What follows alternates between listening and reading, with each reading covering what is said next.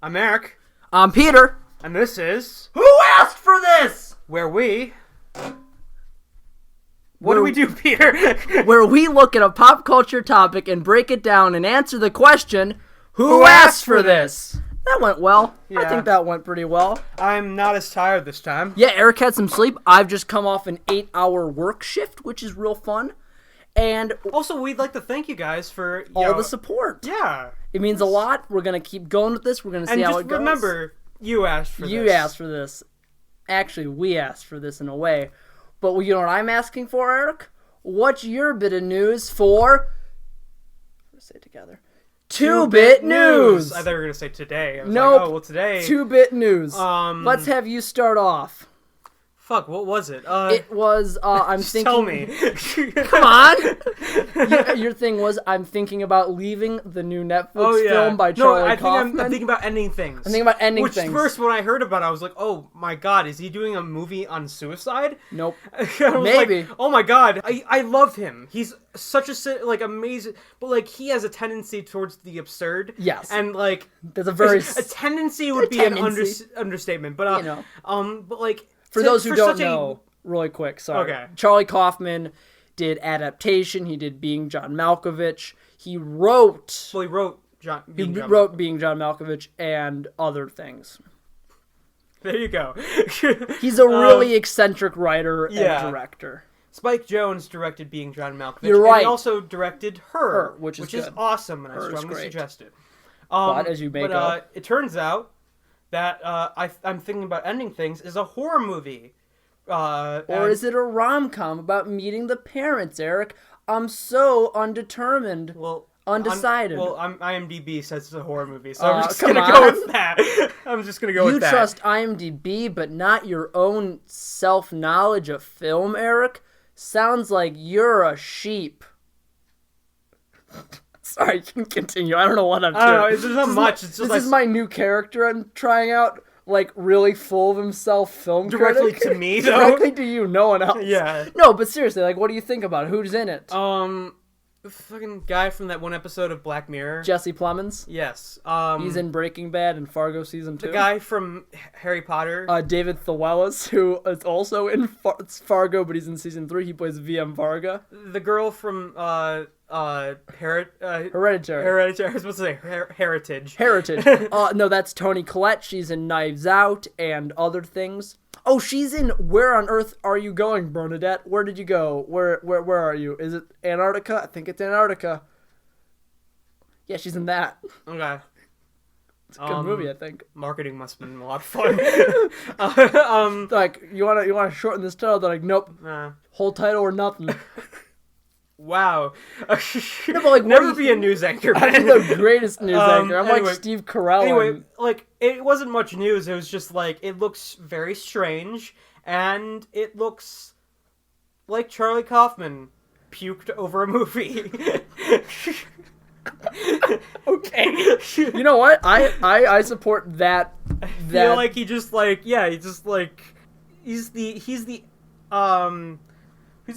guy that Ed Harris, the artist that Ed Harris. Oh, Pablo Picasso. Nope. Pablo Picasso. Nope. Sorry, Jackson Pollock. Antonio Banderas played Pablo Picasso. It's the Jackson Pollock. The Jackson Pollock of film. Yeah, he just kind of throws. But with emotion. With emotion and intent, I'm sure. But do you think Jackson Pollock had intent for all of his paintings? Yes. Well, the whole point, the intent was that there was no, like, distinct. There's a brilliance in no, there, okay? No, okay. You are very, very close-minded when it comes to only when it comes to modern art.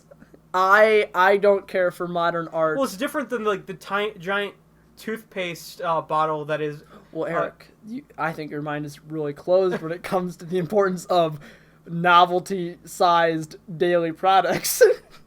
No, but I get what you mean with Jackson Pollock. Or the Cleveland Art Museum, where you open up a laundry door? Yeah. And you just smell, and that's the, like, it just smells bad. I don't get it. Yeah. Like, that's the art. No, but Somebody just put something that smelled like shit into a hole. In a hole. No, but I get what you mean with Jackson Pollock. It's not that the art itself has intent, but the emotion behind the art has intent. The colors are, like, important, and how heavy he threw it at some areas. Exactly. Yeah. No, Exactly. you know what? The density of the areas. Yeah, exactly. Yeah, that's fair. I take back my insulting of There's Jackson my news Pollock. for today. Jackson Pollock is awesome, and you all need to see that. Yeah, Eric's news is that he likes Jackson Pollock. What a hot take. Yeah, I know, right? On the subject of weird things that may be brilliant or may not, the trailer for Words on the Bathroom Wall came out recently.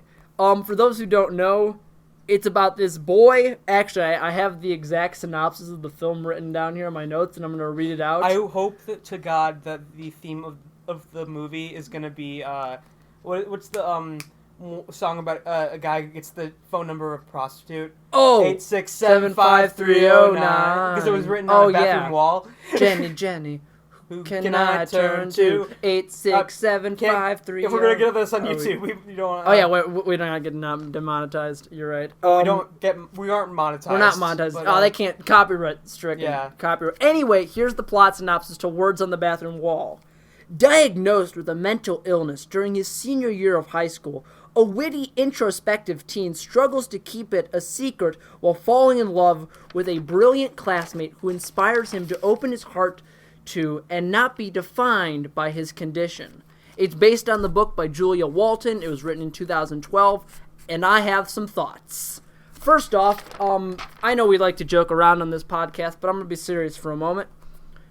Mental illness in films is often not depicted correctly and will cause a lot of stigmas towards what is seen. Stuff like that Russell Crowe movie where it's about schizophrenia, where it's not really a proper depiction of schizophrenia. Things like how Shane Black's The Predator kind of glorifies autism and makes it its superpower. Also, was it schizophrenia? No, it's Tourette's. Tourette's, okay, which is not funny, but was played as a joke. That was stigmatized as well. And I think with this film, there's a possibility that it might run into not giving a proper depiction of schizophrenia, which is a very stigmatized and not fully understood and grasped mental illness. In films, they usually really blow it out of proportion. And, it's like, oh, it's a visual medium. We must make it as crazy as possible. Yeah. That's not... It's not exactly how a lot of the mental illnesses work. And once again, this is not an area that I know everything about, and I don't know all the minute details of it. I just think as a film watcher, I think it's important that you properly show how mental illness affects and works with people. Also, spoiler alert, one of our films today that we're going to talk about doesn't understand basic physics.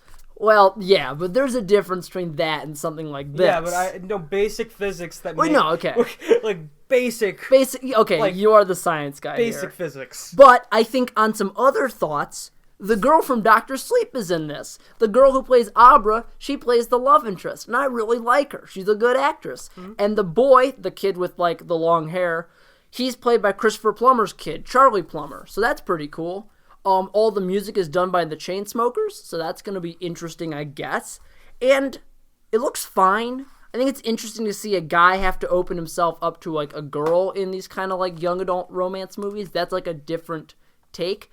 Also, and I know this is, PC gone mad, I think it's really cool to see, an interracial couple for once. Well, it's not really new for the guy to open up to the girl. Usually it's the quirky girl who the guy opens up to them, and the quirky girl shows them the world, that's fair. I think she's not a quirky it's never girl, really though. And when it's the girl that's the main character, it's usually just they're a nerdy girl that just wants to find love, and they just get there. There's no real depth to it. It's not a character, a girl who would discover herself more when she is with this man. That's true. It's not That's fair. I don't watch usually a lot it's of just these. basic bitch levels of this girl has a crush. A fun, quirky new girl. Yeah, she just gets the guy at the end. Whereas usually with the ones with the guys as the main character, it's Paper Towns. I hate Paper Towns. Sorry, Mr. Gaba. I have no. Usually, I would think that they should start the idea of the quirky character showing the main character how awesome life is a really cool concept. Yeah, and I feel but you fall into Manic Pixie Dream Girl territory. something's a little overblown, but I think that the sometimes the guy should be the manic pixie dream guy. Yeah, I dig like that's never really been done before. Like yeah, or at least like in mainstream. Yeah, I'm sure there's some fun Netflix indie films or whatever. I will say it is really cool to see like an interracial couple. There's not a lot of these young adult romance films that have them. Yeah, you have like The Sun Is Also a Star, which is really good in that sense, and you have the Netflix show, which is dope. Is I Am Not Okay With That. I'm Not Okay With This is the show. It's a really good show. Oh, yeah. It's about the coming of age story with the girl, and she falls in love with this other girl who's like a lot taller than her. And she's like, but also got superpowers. Yeah, that was a weird. It's really good because the superpowers are like their puberty, Eric. They symbolize puberty, and she doesn't know how to control it, and she doesn't know how to like come to terms with these powers. Oh. But as she comes to terms with both her bisexuality and her love and her understanding of growing up, she also comes into control of her powers. It's a pretty good show. You should check it out. It's on Netflix. It's called I Am Not Okay With This. And I think words on the bathroom wall, I think it looks fine. I think it looks like a movie. I think it's going to come out. I think the music's going to be good. It's probably going to come out unless there's another... It is billing itself as the first thing you'll watch in theaters. It's coming out April 21st. Not April 21st. What month is it? It's August. It's coming out August 21st. But to say that's a long time away. That's like possibility. Wow. It's gonna come out August 21st, and you know what? Whatever. We'll see, won't we? Maybe we'll do an episode on it. We probably won't. Who knows? But you know what? That's what's up. That's the 2-bit news. Let's say it on 3. 1, 2, 3. 2-bit news. I think we're gonna not do that ever again. We need to come up with an outro. We need to do a theme song. 2-bit news. You got a bit. I got a bit. Together our bits are news. Anyway, also, whenever you explain it, it sounds like we both have two. It does sound like we have 2 bits of news. Yeah. But it's our 2 bits. Yeah. We each have a bit, and together our powers combined. Oh, we could do it Voltron style. Our powers, our news combined, we create. Put your hand on my hand. Put your hand on my hand. Put your hand on my hand. God damn it. Sorry, Voltron stands. Our powers together, we create 2-bit news. It's just me. Anyway, with theaters going to maybe be opening again soon, depending on, everything going on, it came to my knowledge that we as a general audience might finally get to watch New Mutants. The last of the Fox X-Men films. More like Old Mutants. Got him! Must be the first person to make that joke. We're the first people to ever make that joke. But New Mutants, which had been delayed 4 times, may finally reach theaters, being the last ever Fox X-Men film. And this made me think, why don't Eric and I look at the first and the last Fox X-Men films to look at kind of the era that was them? Good segue. Thank you. Segue. Thank you. I mean, you kind of ruined it, but thank you. No, I didn't. No, and so today we're going to be looking at X-Men 2000 and X-Men Dark Phoenix 2019. We both watched them. Eric actually got through both of these films. Yes. And we did some research on it. No, so we're going to be looking at X-Men 2000.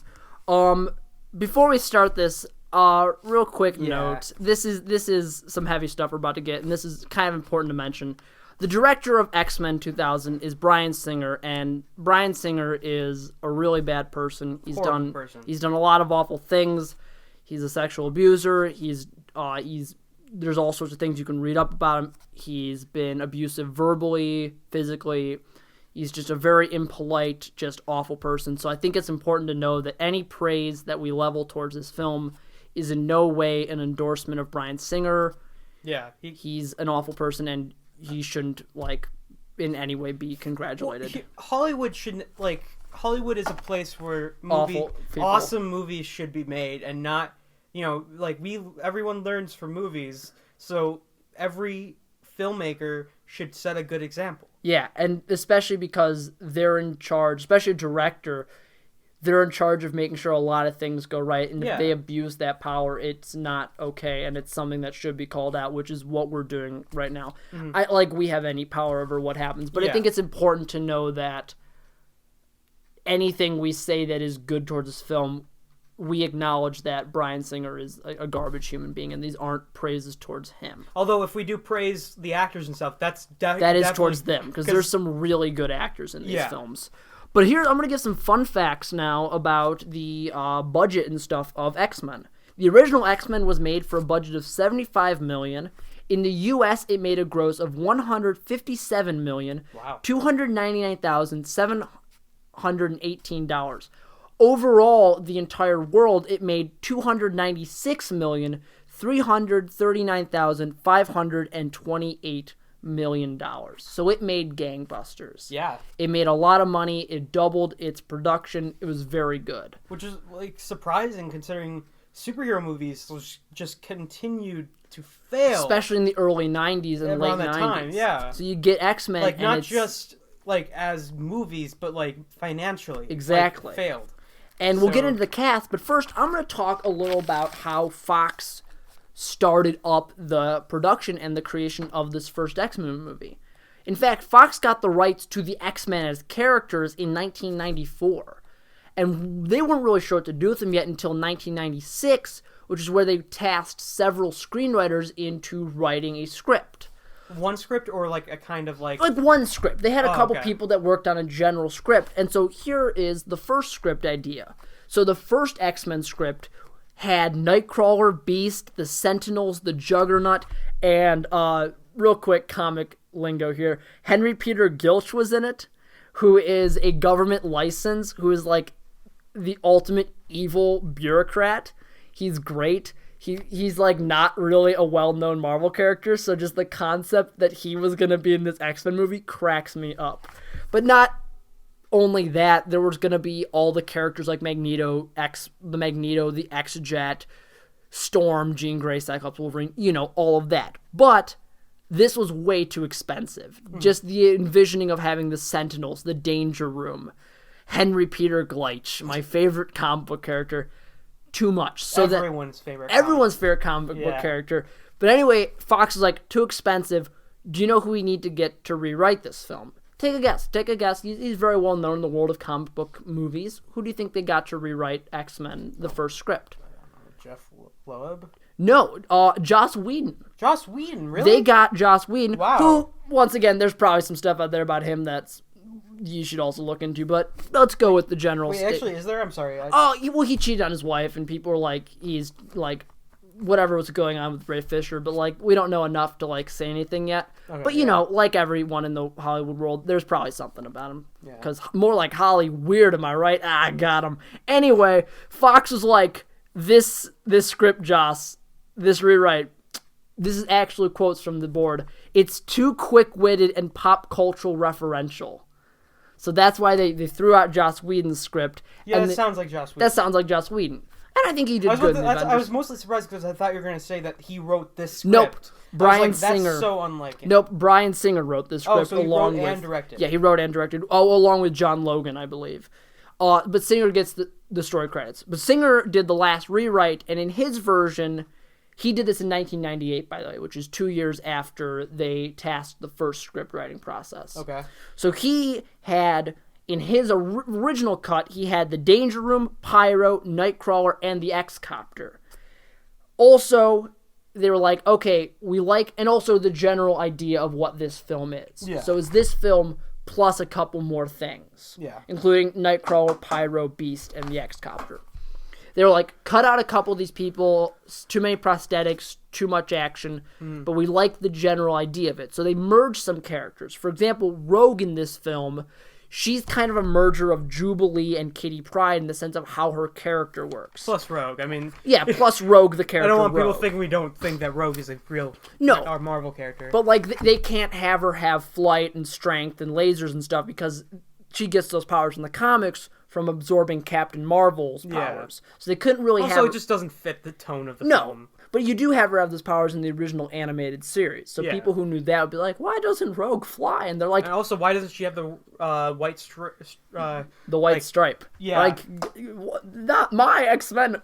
We'll get into some not my X-Men stuff in a moment. Yeah. But they merged some characters. They got rid of things. Jean Grey became a hybrid of Beast and Jean Grey, because in this film, she's also a doctor who has, like... Yeah, and, like, every other scene is she's in a lab coat. Yeah. She's like, Logan, we're looking through your bones. This is my Professor Xavier voice also. There's metal, and Logan's like, I don't know what we're doing. I'm gonna stab people. But no, Jean Grey is also a mixture of a couple characters. Actually, and this is my favorite part about this, doing some research, looking into, like, first casting ideas. Okay. Hugh Jackman was the absolute last person that they got, by the way. Fun fact. Hugh Jackman came on 3 weeks into principal photography. Like, he was the last person to be cast in this movie. Because do you know who they originally wanted for Wolverine? He's the world's greatest actor. Nicolas Cage? No, Russell Crowe. Oh, wow. Have you never heard that story? I didn't. Oh, man. Tangent on Russell Crowe for 2 seconds. So in Gladiator, Russell Crowe is supposed to give this big speech.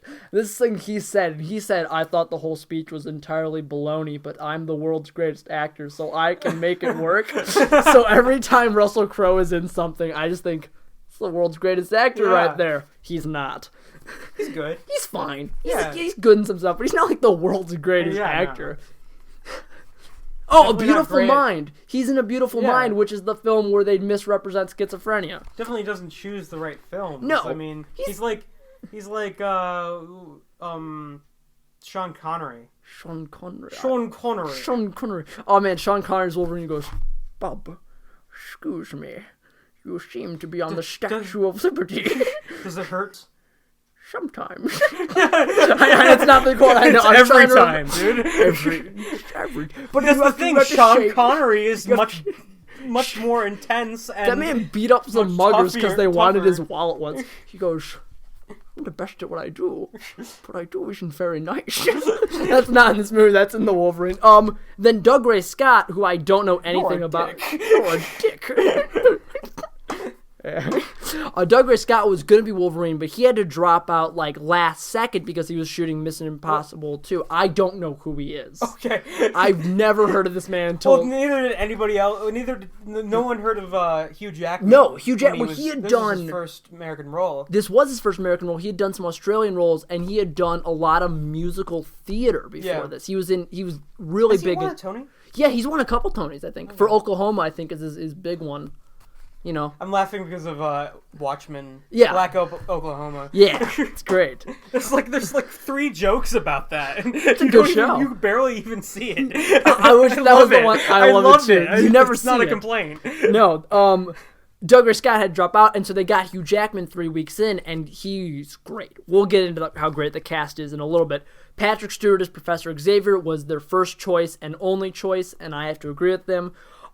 Christopher Lee, who plays Count Dooku and Saruman in Lord of the Rings, was actually their casting original idea for Magneto. Mm-hmm. And that would have been really interesting. But they eventually went with Ian McKellen, and Ian McKellen really kind of leveled for it because he and Patrick Stewart are actually really good lifelong friends. And so that chemistry really works. It works very well. Those two, and we'll get into this, I know I keep saying that, Ian McKellen and Patrick Stewart bring a gravitas and just professionalism to this film that I think without them, the film would not work. And that's something we'll get into it. We'll get into it. Just really quick, I know we've already mentioned this. A producer on this film was Kevin Feige. Oh, wow. He was a producer on this. He was a producer on the second and the third one. He also was a producer on several of the Spider-Man films with Tobey Maguire. You mean there's all 3 of them? Well, I don't know if he was several. Like all 3 of them. He was a producer on those, so you can really see Kevin Feige getting his fingers into the superhero world. But you can really see Kevin Feige taking. I know we're not going to get into the MCU, but you can see him taking what works and what doesn't from these movies and applying it to his own cinematic universe later. Lastly, just to reiterate how awful Bryan Singer is, according to many people on set, he was always late.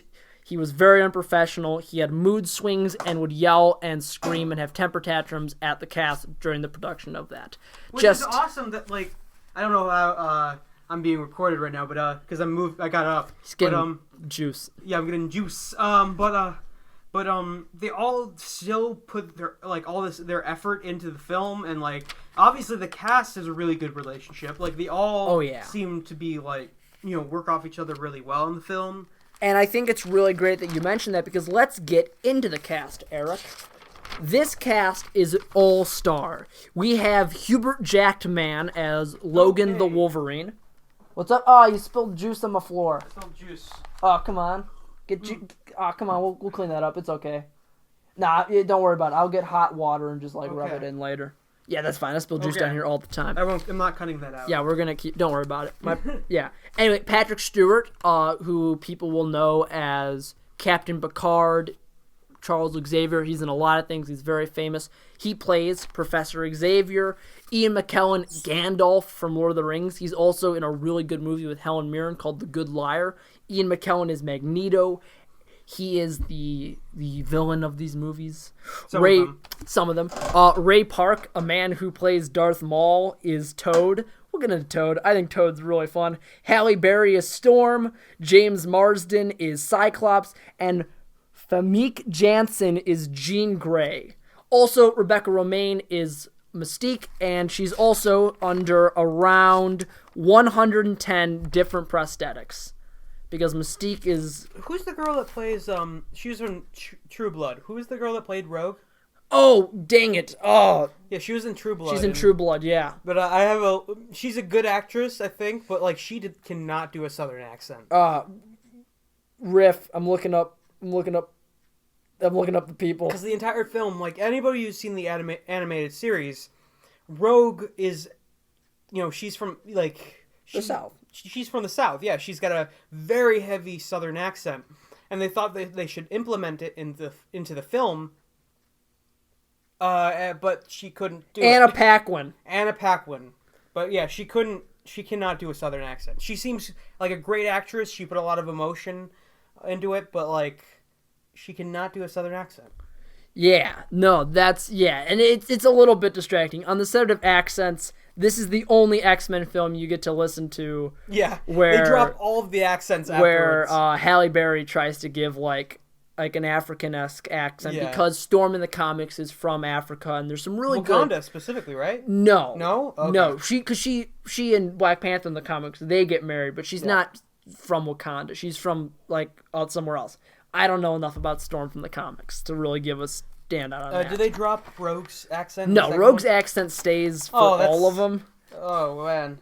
So, yeah, it's not the best, but she also... in this one, as a character, she's very bearable. But like she kind of takes a back seat in the sequels. In the sequels, also, she's such a whiny bitch. Well, because she's kind of taking over Jubilee's space. Yeah.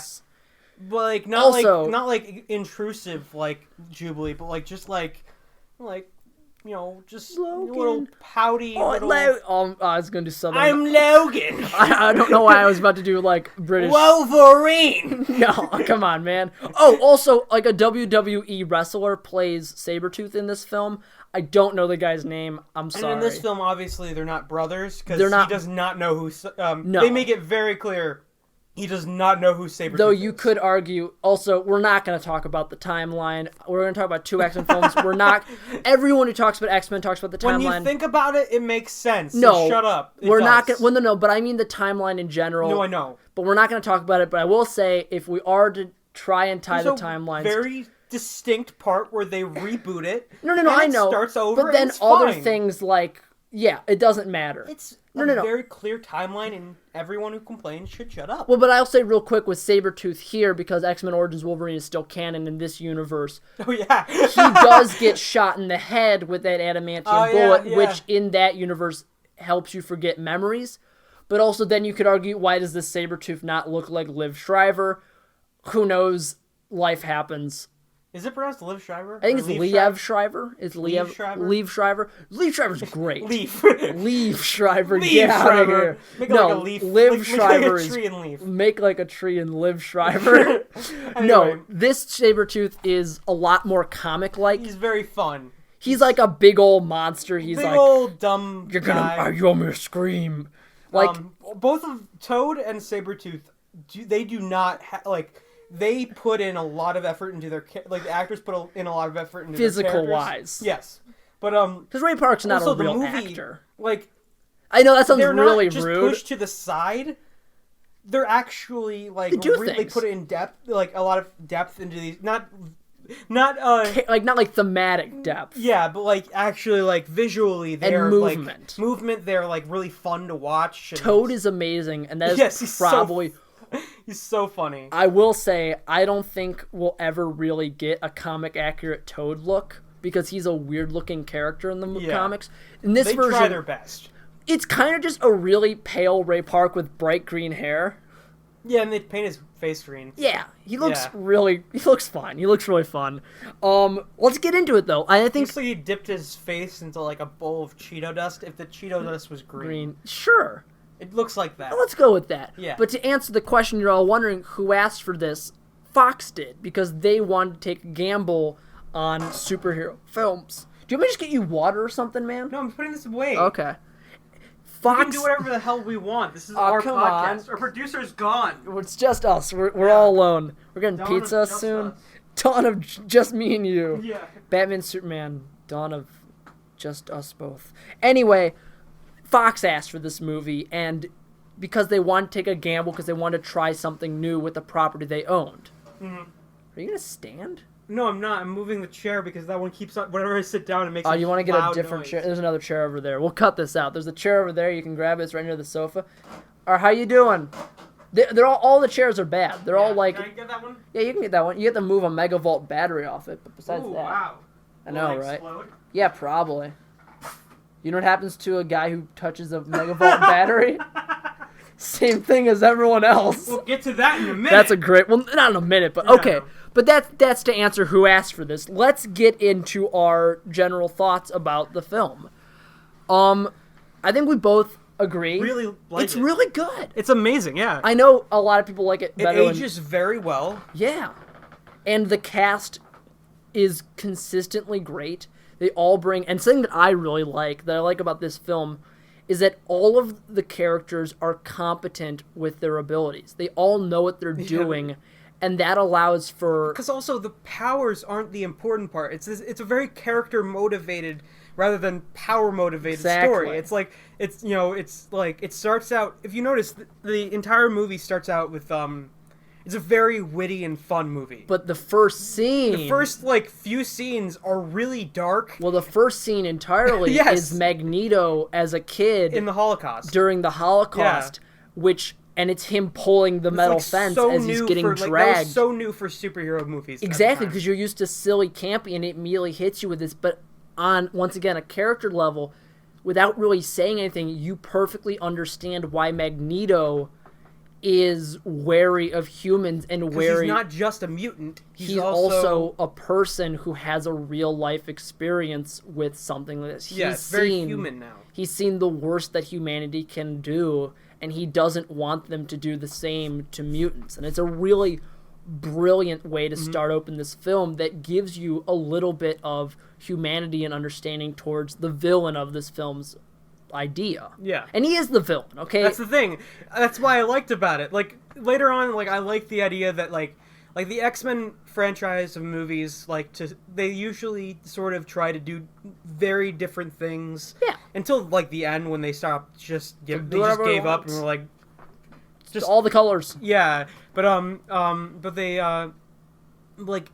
Magneto became, a good guy for a while. Yeah. And Mystique died a good person, a good they guy. all jump around sides and ideas, and there's no really good or evil people. There's just people. Yeah. But in this one, it makes sense. It's very concise. There are good guys and there are bad guys. Both sides you can sort of understand. There's, the bad guys, they have both the same goal, but they deal with it going differently. about it different ways. They both want. There are stakes in this. There are stakes, and they perfectly show you the peril that characters are under. Yeah. Because, and listen, we're not going to do a step-by-step of the narrative, more or less. Actually, we shouldn't, because you guys should watch the this. movie It's on Disney Plus right now. It's really good, and especially where we are now in the world of superhero movies, it's really interesting to watch one of the first big ones. One of the first really successful ones. Yeah, and like good and really interesting. Well made too. Yeah. And while I know we were talking about Rogue earlier, I know she's a little bit of annoying and whiny. I think, however, in this one she's okay. She's fine. Yeah. I think she is a really good audience surrogate though, because she's confused about the world and the powers and the existence. Although Wolverine's the main character. That is true. Wolverine's the main character. Definitely the main character of these. Oh yeah, because he's the one. He's the one that he's put into this. He's also put into the mansion or whatever, and all this whole world that he's never really dealt with before. Plus, he has to deal with like the fact that making his first human connection, because obviously, which is a really, really well developed like relationship between him and Rogue. Platonic. They make that very clear. Oh yeah, which I like. I really like. They don't blatantly say it, but it's very obvious. She's like a kid. Yeah, it's very obvious. He has no intentions other than the fact that she's like a daughter to him. Yeah, it's awesome. It's really sweet. Because their powers, and it's never really said, but they both have powers that are extremely dangerous and can take power away from people and life away from people, and they kind of bond over the fact that they really never asked for such dangerous powers. And also, I never realized until I just saw it, the way she discovers what her powers actually do is brilliant. Oh yeah, like man. I'm not talking about the part at the beginning where she kisses the guy. Like she doesn't know what that for all she knew, she just put him into a coma. Yeah. But like the way he stabs her, and she just touches his face because she thought she was gonna die, and she gets his healing factor. Exactly. It's brilliant. It's wonderful. Show don't tell. This entire movie is like show don't tell. Like you have to wait like 3 scenes before you realize that Magneto's helmet actually prevents him from getting psychics. Yeah, like they don't say it blatantly right at that point. In fact, he's just like he's walking around his base without no helmet, and the thing that he does is at the scene, one of my favorite scenes in the movie, the cop cars, and there's a standoff. Did that for real? There's I'm sure they did. They dropped them from cranes. But there was the mental standoff, which is really done well, and they do not in Dark Phoenix they do it again, but there's no like stakes or because a mental standoff is not a visual thing, so they have to add like visual stakes. Exactly. He controlled the 2 people next to him, and then there's also the guns pointed at people. I can't stop them all, Charles. Whereas in Dark Phoenix, I'm sorry, but like we're skipping ahead. It's okay though. In Dark Phoenix, that people just like when there's a mental psychic standoff. Like it's psychic standoff. It's just people, standing there being like, "Oh, I can't do it."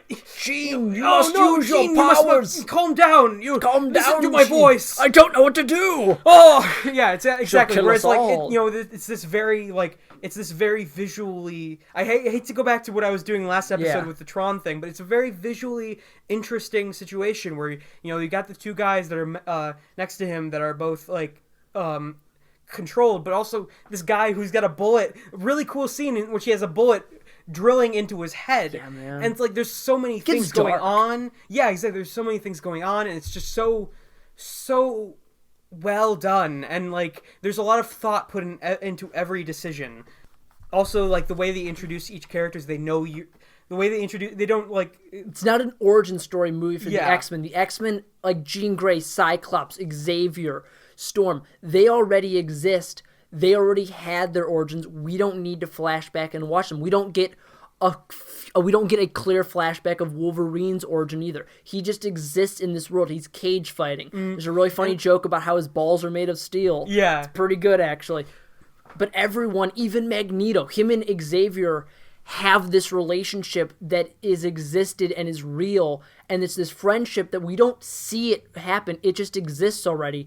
And the way that McKellen and Stewart talk to each other, it feels like 2 friends who have fallen apart. Not even really old friends. Like they're still kind of friends. Yeah. Like they have, like they play chess at the end. Like Yeah. it's just a genuine friendship, but they have disagreements. Like, Exactly, because they disagree on something major, which is Yeah. how they're going to keep mutants safe and how they want to But they coexist. still enjoy each other's company, which and they is so still cool. are friends because they both believe that they can talk the other one into their side. And I think that's what makes it really great, is that there's no stumbling of people going, so Cyclops, how'd you get your powers? He goes, well, I was at school. Wolverine flashbacked him at school. Good. Well, it's good. It's very useful that they literally were born with their powers. Yeah. They don't have to be like, oh, I was bitten by a radioactive spider. If we go comics for 2 seconds, let's go comic nerdiness for 2 seconds. A lot of X-Men powers, being the mutant gene, you don't just come out of the womb shooting lasers. A lot of it can be like something in your life happens and that causes the gene to happen. And also for Cyclops, he used to be able to control it, and then like stuff happens. Something like I think he hit his head, and he like his he couldn't control it anymore. He's a really cool visor that he can like flip the like intensity of his beam, which is really interesting and it comes into play. You would think that in the comics it looks really cheesy. Like this movie combines comic. I wrote it down. Wait. Yeah. Well, let's actually talk about comic accuracy in the 2000s films and how they both go for it and they both don't. This movie blends comic cheese with dark and gritty 2000s cheese very well. That is absolutely the perfect summation of why this film works. It's so good. I 100% agree. Like it's just like it's such a dark film, but then you get a moment where Wolverine walks through a metal detector, and it's just like it's just and it beeps, and that's like it's funny. That's the joke. That's the joke. Like he's got a metal skeleton. It's a good there's joke. No innuendo there. It's just he's made of metal. Like, but also like you get some good line. James Marsden gets a lot of flack for choosing some bad roles. Actually, no, but you know what? No, James Marsden's great. It's all about money. Man. It's all about money, and you know what? He's great in Sonic. Yeah, he is a perfect. It's a fun movie. James Marsden is a perfect Cyclops because he is the ultimate Boy Scout. He's also like the ultimate. Like he's got like a when really. He smiles at that kid at the train station, moi. He's got like a really good leading man face. That's not what I was trying to whoops. Smugness. That is true. He does have a smugness. Not the kind of smugness of Wolverine where it's just kind of like. I'm the best at what I do, and you can't stop me. Where it's like he just doesn't care. He does whatever he wants. It's the Wolverine. Like the relationship between Cyclops and Wolverine in this is just so fun, and they constantly nag at each other back and forth, and and it all culminates into one joke that is still like very good. Yeah, it's hilarious, but it's like one line, and it's Mystique has taken over Cyclops, and Wolverine's like. Well, no, sorry. Mystique had become Wolverine, and they're like, "Are you the real Wolverine?" And he's like, "How do I know you're the real Wolverine?" And Wolverine just looks at me and goes, "You're a dick." Yeah, and he's like, "Fair enough." Okay, yeah, fair enough. It's a good joke, and it's really good. But let's talk about Mystique. She doesn't actually a little backstory. That part where I do know this. That part where he stabs Mystique. Yeah. He actually kept his claws on, so he actually stabbed the actress. Rebecca Romaine. I was also going to say, when he meets the X-Men, Hugh Jackman did a little bit of improv in this film. When he meets the X-Men, he goes to Charles, he goes, "What do they call you? Wheels?" Also improv. Oh my god, that feels so because it was originally supposed to be, "What do they call you, Baldy?" But he goes, "What do they call you, Wheel?" I think one of the things that you mentioned earlier that this film does really well is stakes. And I think that's really shown with Senator Kelly. Mm-hmm. Because we see him because Magneto has this machine that can turn humans into mutants, and Senator Kelly, who is kind of this guy who's like, "I hate mutants, I'm a bigot for mutants," he gets captured by Mystique, who, as we mentioned earlier, is pretty great. She's not in this film a lot. She doesn't get to do too much. She's more in X2, but she and Magneto had this really interesting... She's more for eye candy. But not even that. She and Magneto have this really interesting unspoken bond. Like, the way that she hangs off him and just, like, genuinely trusts whatever he's doing. But also she is kind of eye candy because she's completely naked in this film. Not like you see nipples or anything, but she's entirely blue. And Rebecca Romaine spent around 6 to 4 hours in the makeup chair every day, isolated from everyone. To the argument of her being completely nude, because a lot of people are like, "Why is she nude?" It makes kind of makes sense. She can't just be changing clothes constantly. And B, it works with something we learn in X-Men 2. She doesn't have to look like she doesn't have to look like a person. She's so confident with who she is that she can just look like however she wants. And that's something that is really interesting. And it's not in this film. This is more appraised By the to way, X-Men 2. X2 is also X2 is really great. good. X-Men 3, not as much. Yeah. You have a soft spot for it. I have a soft spot for it. Doesn't mean I think it's good. No, but anyway. If it's on TV, I'd watch it. Yeah. Anyway, we watch Kelly get in the machine, and he turns into this jellyfish. Which, by the way, it's a great effect. It is amazing, but also that's the perfect power because he's spineless. Well, I wasn't actually gonna. There wasn't any symbolism. That's perfect. Yeah, but I was gonna say also it's perfect because it's like this really creepy, mysterious power that you never is explained. Nope.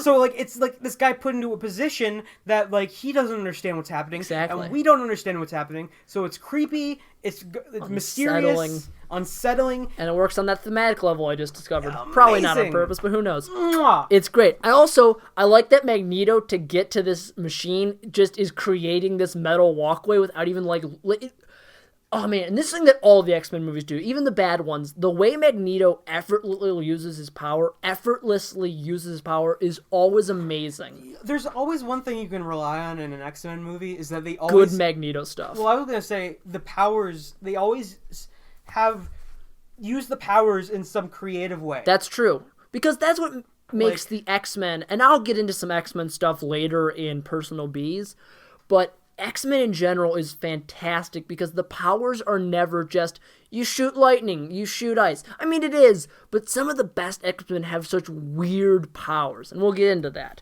But I also love, and I said this earlier, it makes me think of Fantastic Beasts, the first Fantastic Beasts. Where are they? They're in the case.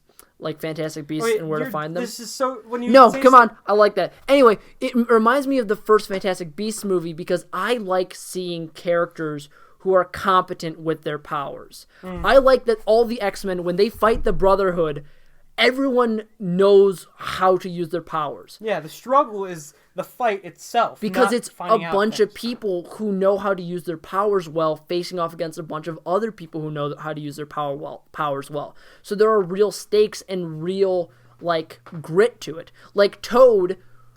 How do you think Toad is going to fare against a guy who shoots lasers? What's Toad's power? He can spit weird saliva and he can jump around real well. And he has a big old long tongue. So what does Toad do? He fucking salivas all over Jean's face and he just... I know, that sounds so dirty. I'm so sorry. What the saliva does is it solidifies so she can't breathe. Exactly, so that takes her out. And then it's like a full 5 minutes of her with the thing on, so she'd probably be dead by then. Yeah, but don't worry about it. And then he webs away Cyclops' visor. So you have these characters with their powers knowing what to use them. Also, Toad strip crushes a man to death, and it's great. Yes. It's such oh man, he just murdered that dude. And then is it time to finally say the line? We'll get to, no, that's when we get to the Statue of Liberty, which we'll probably get into real quick.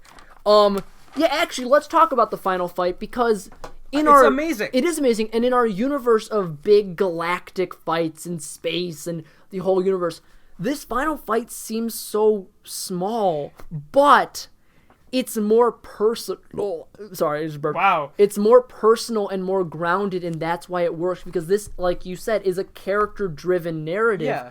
So it's a character-driven fight at the end. Also, it has the greatest line ever. Well, I was going to actually get to that in a second, but I was going to also say that, skip ahead again, people praise the final fight in Dark Phoenix. Yeah. But there's a major problem with it. Oh, yes. Is it takes place in a train cars, so it is a very confined space. And also there's a faceless enemy in there. Yeah, there's faceless enemies, there's just you don't barely understand what's going on. It's a lot of problems. But in this one, there's very defined characters with each defined powers. If there's an effect like a laser, you know that's Cyclops. If Someone's there's lightning, moving, you know, it's Storm. I can go on. Yes. But yeah. But you understand how the characters are going to combat other characters and how they're going to kind of get themselves up to the Statue of Liberty. Let's get to it. I know we've been teasing it. Okay, yes. So Ray Park, who plays Toad, fights Halle Berry, who plays Storm, and she says the line... Did you write it down? Because you need to quote it perfectly. I did write it down. I actually wrote, the Toad line rocks, fight me, it's so dumb. The line is, do you know what happens to a toad when it's struck by lightning? Pause. Pause for like a really long time. Pause for a long time. The same thing as everything else. Storm says it with like such drama and like gravitas. Like, kind of like imagine like a mic drop. She's like the same thing as everything else. Yeah, everything else. Yeah.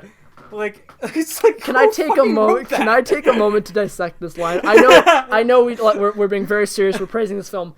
This line is the anti-cool guy line. It's perfect for the character too. She's like she's a school teacher. Yeah. Yeah, because you expect something like, you know what happens to a toad when it's struck by lightning? Its eyes burst out or something. She goes, nope, same thing as everything else. And maybe if we get what's NPR voice? Perhaps, Eric. Not that close. Okay. Perhaps, Eric. You're not in NPR. I'm in NPR. Perhaps, Eric. Perhaps, Eric. Yeah. Because Toad sees himself as Homo superior, being above humans. Yep. Halle Berry's Storm by saying when a toad gets struck by lightning, it happens like everything else. It takes him down from that high level and puts him on the same level as everything else, because everything gets struck by lightning. I think that lightning put him down to a lower level. I got him! No, it's a really funny line, and it's probably the best line in the entire movie. But you have this really good fight scene, and it's fun, and it's on the Statue of Liberty. There's a really wonky effect where Wolverine, pulls himself up on the crown. Actually, I love that. I don't think it's wonky. I love it. And the fact that he, part of it is gone now. They destroy the Statue of Liberty. And that's great. They completely destroy it. Because Magneto's putting his device in there. It's going to emit, a beam. It's going to turn everyone in New York into mutants. With an effect that is surprisingly It's a pretty decent effect, yeah.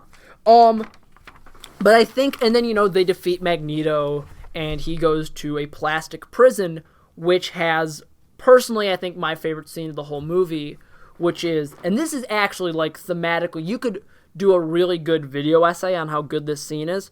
There probably is. Mm-hmm. It's Magneto and Xavier playing chess together, and the way they each play with different chess pieces is Magneto leads with more powerful chess pieces, and he's more forward, whereas Xavier is more maneuvering his pawns around Magneto's big pieces to eventually checkmate him without him even noticing.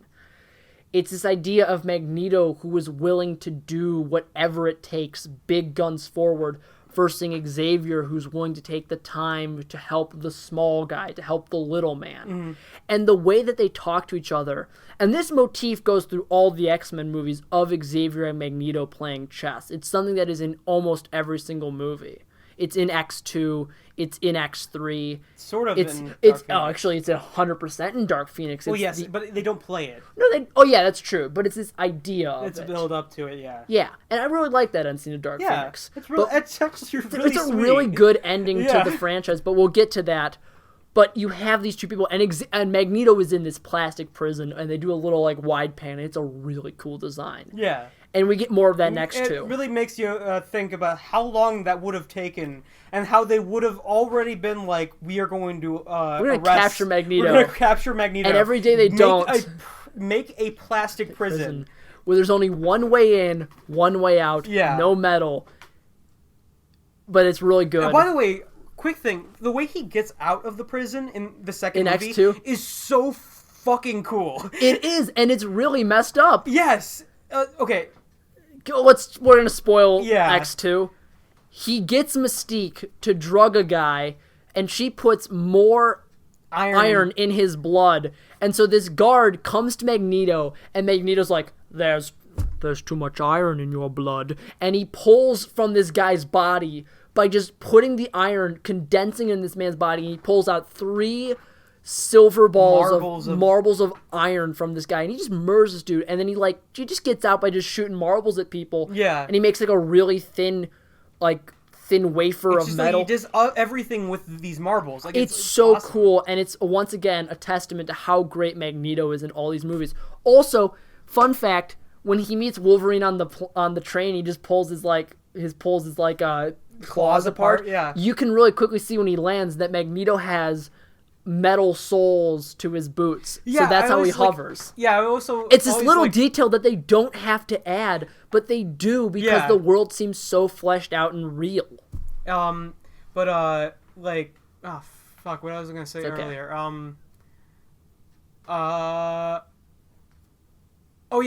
This film does something really cool, because they write Xavier really, really well, because in the comics...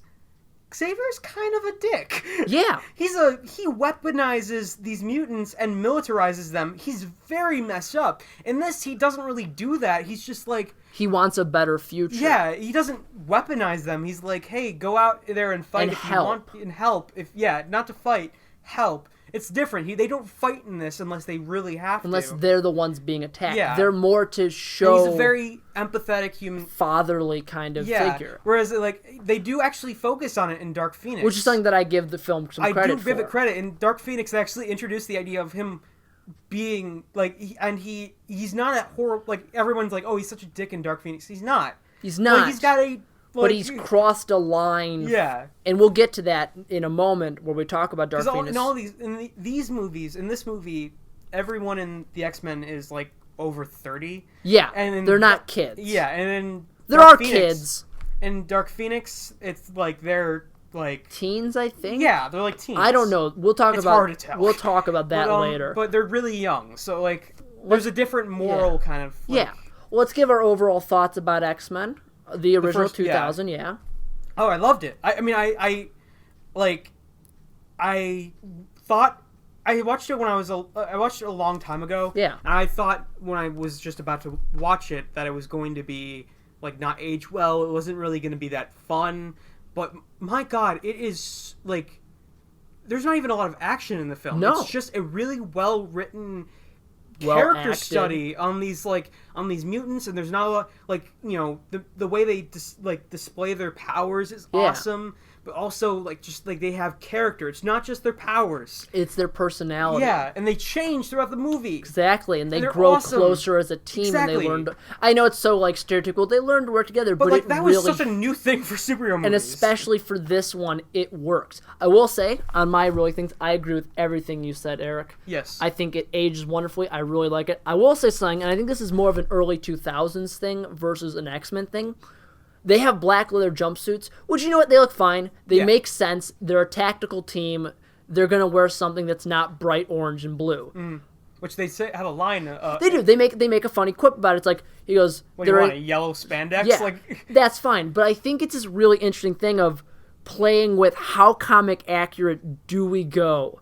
How far do we push that line of character design, character look? Someone like Sabretooth looks really similar to his comic book character. Whereas someone like, let's go with Toad, it's a mixture. Well, it's not the costume as it is just they can't get a human to look that... Well, actually, X-Men Days of Future Past, they got that man who looks like a toad. They got the Toad Man in that. That looks pretty good. He's got the big old goggle eyes. Toad was in that movie. He's in it for 2 seconds because Mystique rescues him from the army camp, and then they get a shot of him later in a kitchen. I'm like, who's letting the Toad Man in the kitchen?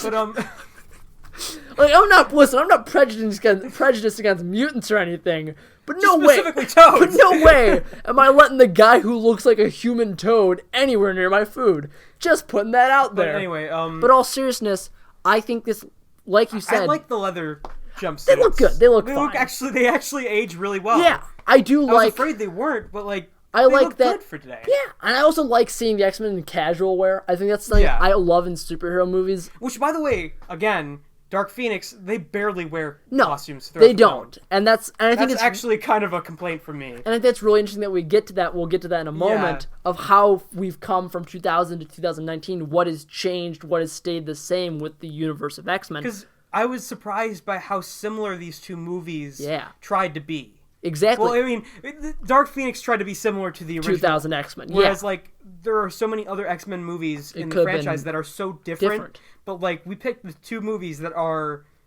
very similar. But not different. One's good, one's not good. One's Dark Phoenix. I got him!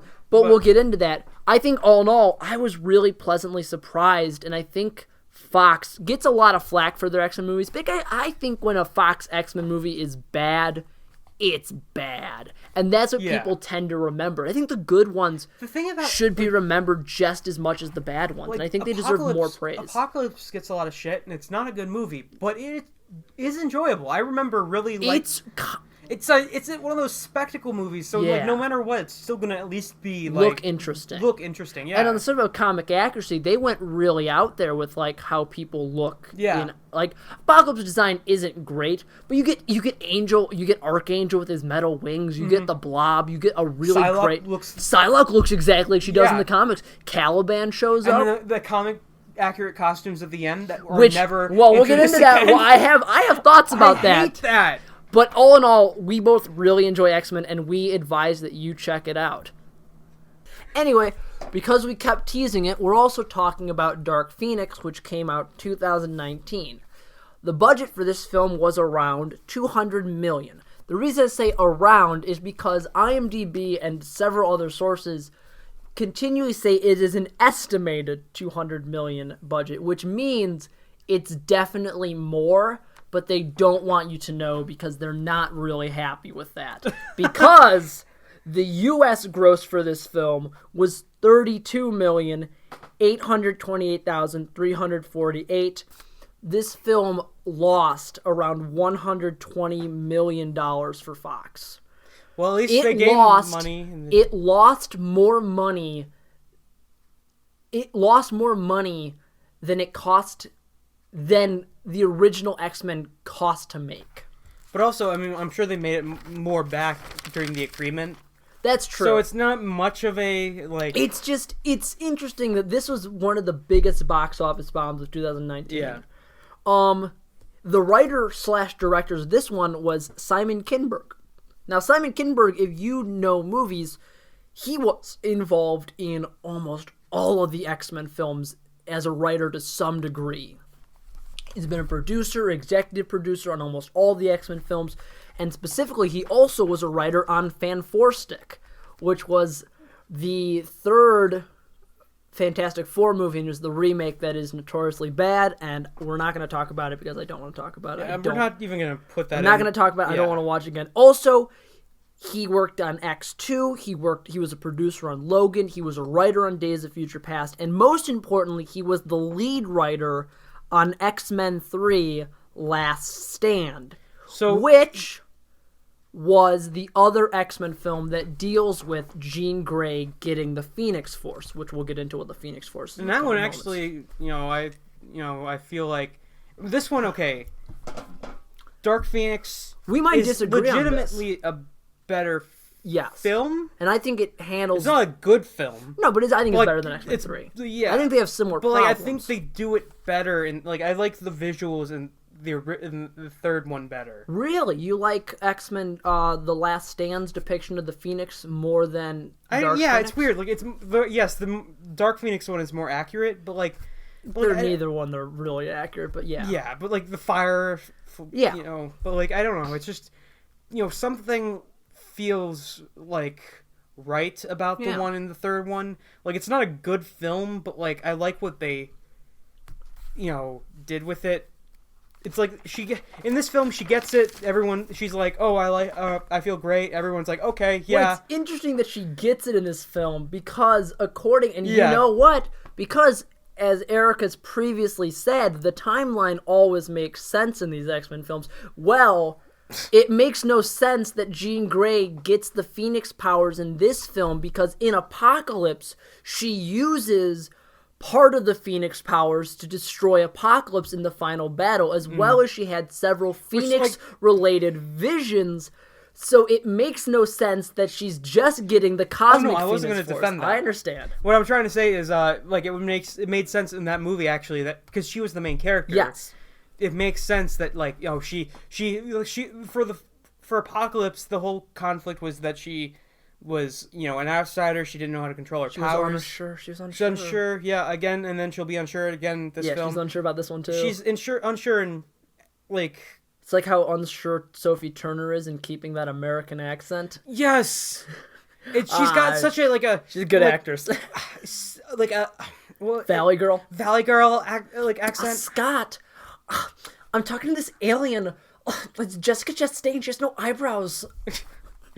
Yeah, and also I thought that was going to be the actual alien design. No, she's a human. She's a human with no eyebrows. She's a human with no eyebrows and white hair, and it's like platinum blonde. Yeah, but like still, it's just Storm like has she white looks hair. alien. Well, yeah, maybe because Erich. If we go NPR boys, perhaps the Dabari, the alien that exists in this universe. This is how she doesn't fully understand humanity, so she's trying to appear human, but her lack of empathy and lack of understanding of humans creates this design choice. No, it's because they want to make Jessica Chastain look weird. Yeah, she, like, as a human because originally... all the other Dabari that turn to humans just look like people. They look normal, they look like... Well, that's the thing, no, but it's established at the very beginning of the scene, Margaret. She's a human being, and she goes into the woods, finds an alien that looks exactly like the aliens from Signs, and then alien, like... Yeah, like, it just, like, kills her and becomes her. Yeah. And so the design doesn't woman. fucking matter. She's just a normal human woman. Yeah, well, Kinberg, I'm going to give Kinberg a little bit of, like, flack. Sorry, not flack. I'm going to give a little bit of, like, what's it called? Like... Flack, I think. Like, no, flack is the opposite. No, flack's like, I'm gonna give him like, I'm not gonna give him that much of a hard time because this film was his directorial debut. This was his first film. But also, it's very obvious that there is a lot of since Fox knew that this was gonna be probably their last film other than New Mutants. Well, actually, this film was one of the reasons that New Mutants got pushed back because this had to do. We'll get into it. We'll get into reshoots. Like they But, like, you know, they're like, oh, this is probably going to be our last film for this, like, storyline, this franchise. Actually, so we got to make this our, you know... Like, they literally reshot the ending, right? In 2000... Yeah, we'll get into all that, yeah. Okay. And so they, like, you know, they had to make the ending to be more of a finalized ending. Yeah. Well, actually, no, the point is that she literally goes... She becomes the Phoenix Force or whatever, and they literally actually... I think they literally were like, hey, Marvel, we opened it up so that it could, you know, put into your universe. You could put her like this, in, like smooth transition into your universe, which I kind of think is cool. But that would have been cool. It would have been a bit like a Doctor. She was like doing a Dr. Manhattan thing where she's like, I'm going to different galaxies. I'm tired of these people. Yeah, exactly. And the problems of their world. But it's my Dr. Manhattan voice. But it's no good. But like, it's, you know, it feels like there was a lot. Not just that, but there's a lot more like. Behind the scenes, company intrusion, corporate intrusion. Well, I think actually that's a really good segue, Eric, because Kinberg was signed on to do Dark Phoenix in 2017 after 2016's Apocalypse. They began filming in 2017. They had all the cast ready, and they did an ending and ideas. But in 2018, after the merger, a lot of things were reshot and redone due to poor test screenings. So, and because of the success of Captain Marvel, they had to change a lot of the endings because they're like, this resembles too much of like something that just happened.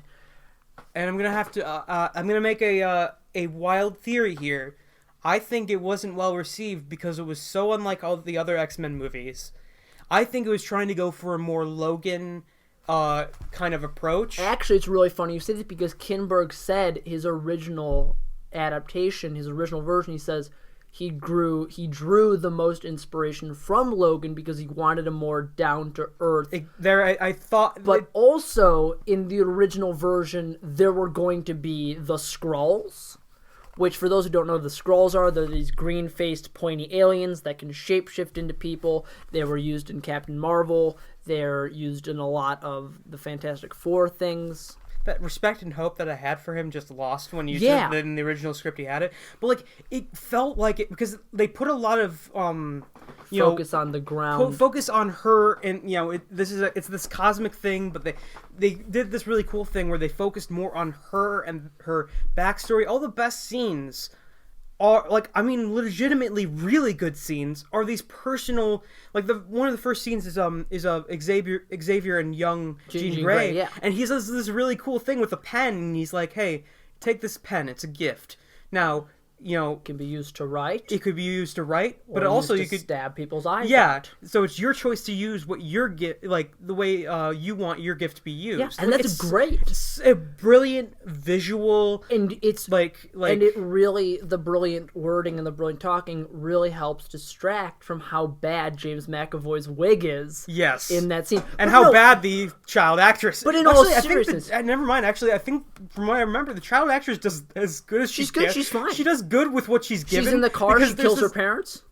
Spoiler: she murders her parents with in this a scene that is like good on like. It's but like fine. It's good, but like there's a lot in this movie that is kind of like Shazam.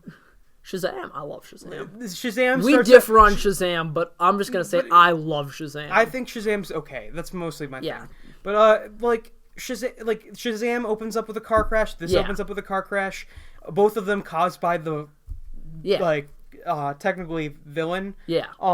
And that could be argued. I know, but like. Well, no, Savannah's definitely the villain. No, I mean like for Jean Grey. Oh yeah. But and then and then later on they meet, like Shazam and Jean Grey meet their original parent. Yeah. And that scene doesn't Shazam go well. is great. It's very good. Yeah. It's so much better than Shazam. I think that the one in this one is good too. I think it is good. I actually think that it's a very because the one in Shazam, it's like a quick you gotta get away from here. Whereas the one in it's not a complaint. I'm just saying there's a difference. It's different, yeah. But in this one, it's obvious that he's really afraid. Sorry, he's really afraid of her, and like that. It shows in his dialogue, and it's like there's parts in this that are like they know. Like the writer puts this minimalistic kind of he puts in subtle dialogue with beautiful wording, and then there are other times where it's like like the first time that Jean Grey sees the mansion and she's really young, she goes into this monologue, and it's like and it's not really you should have a kid do. Not just that, it just doesn't fit because she's obviously from the scene in front of before that, she's nervous. She's not talking because her parents are dead. Yeah, she killed her parents. Like she's acting now like she's not bothered by that. Wow, Charles Xavier, what's up with this mansion? And then there's the obvious. I'm just we'll gonna go. We'll get into that because that is a thing that I think we do need to talk about. I'm gonna really quickly another aspect of probably corporate intrusion. Well, it's interesting you talk about how Kinberg was really into like interpersonal dynamics and like storytelling because the original ending was going to be her flying into space and fighting spaceships and stuff.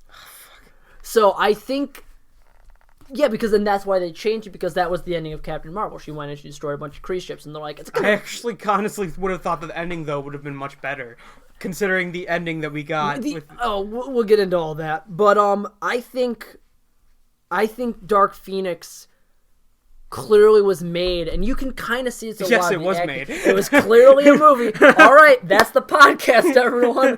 See you next week, maybe. Who knows? Wow, you were talking really loud. It's spiked up on the part. No, I think you can clearly see that this was a film that when it was made, at least with the reshoots, because you can clearly tell when it's the reshoots. It's all the train stuff. There's a train in this movie. It's a big old train. And everyone praises this action fight scene. I don't like it. I think it's fine. I think this entire movie is fine. But I think it undermines itself when it's such a small space with all these awesome uses of power. With all these characters who have very broad, big power. Like that one street sequence is so cool. It is cool. And it's a great use because a lot of the X-Men's powers work better when they're in open places where they can improv and like do improv like they're a street troupe or anything, but where they can like use the world around them to like work with the powers.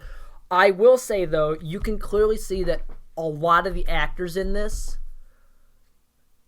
not all of them want to be there. They're giving up slowly, A lot of them like, because there is, maybe in 2017 there was hope because this was originally supposed to be the beginning of a new trilogy about just the younger mutants, and it was going to be like new stuff and them working like together. But this clearly, when they did the reshoots, they're like, this is the last one ever.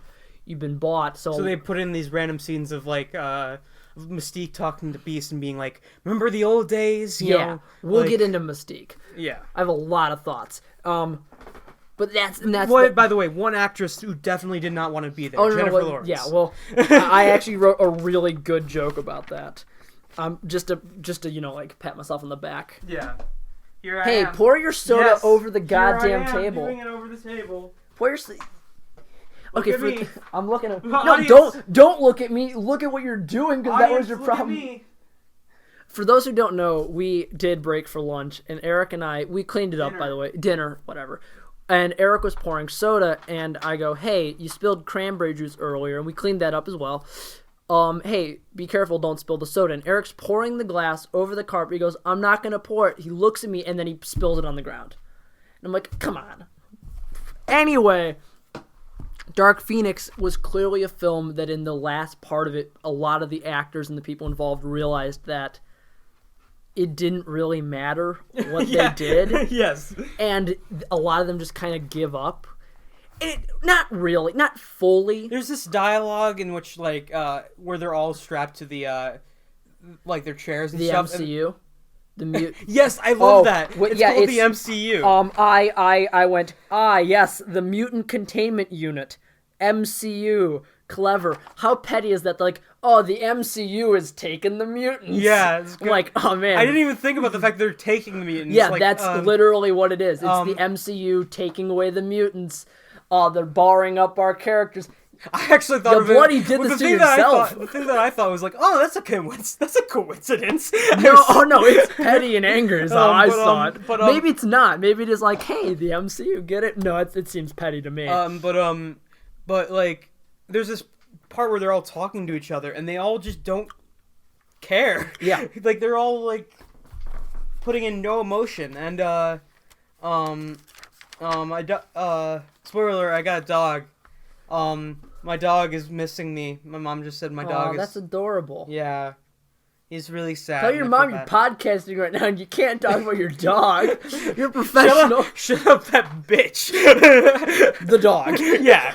But he's a guy, so he's not a bitch. Whatever. But no, to answer the question, who asked for Dark Phoenix, it's a complicated question because Fox definitely asked for it, and one could argue the fans asked for it, but originally... Well, the fans didn't ask for Dark Phoenix. Because actually, X-Men Apocalypse didn't do as good as the other ones, and so the studio originally thought, let's kind of lower the budget of this one, but then the budget skyrocketed because of reshoots, so it was a mixture of who asked for this. I think a lot of it was Simon Kinberg, because he wrote X-Men 3, and I think a little bit of him wanted to redeem himself and write a more accurate Dark Phoenix. So I think Simon Kinberg is specifically the person who wrote and wanted and asked for Dark Phoenix the film. It would have looked a lot like Captain Marvel, I can see that. Yeah. But, like, the minimal, like, ending that we got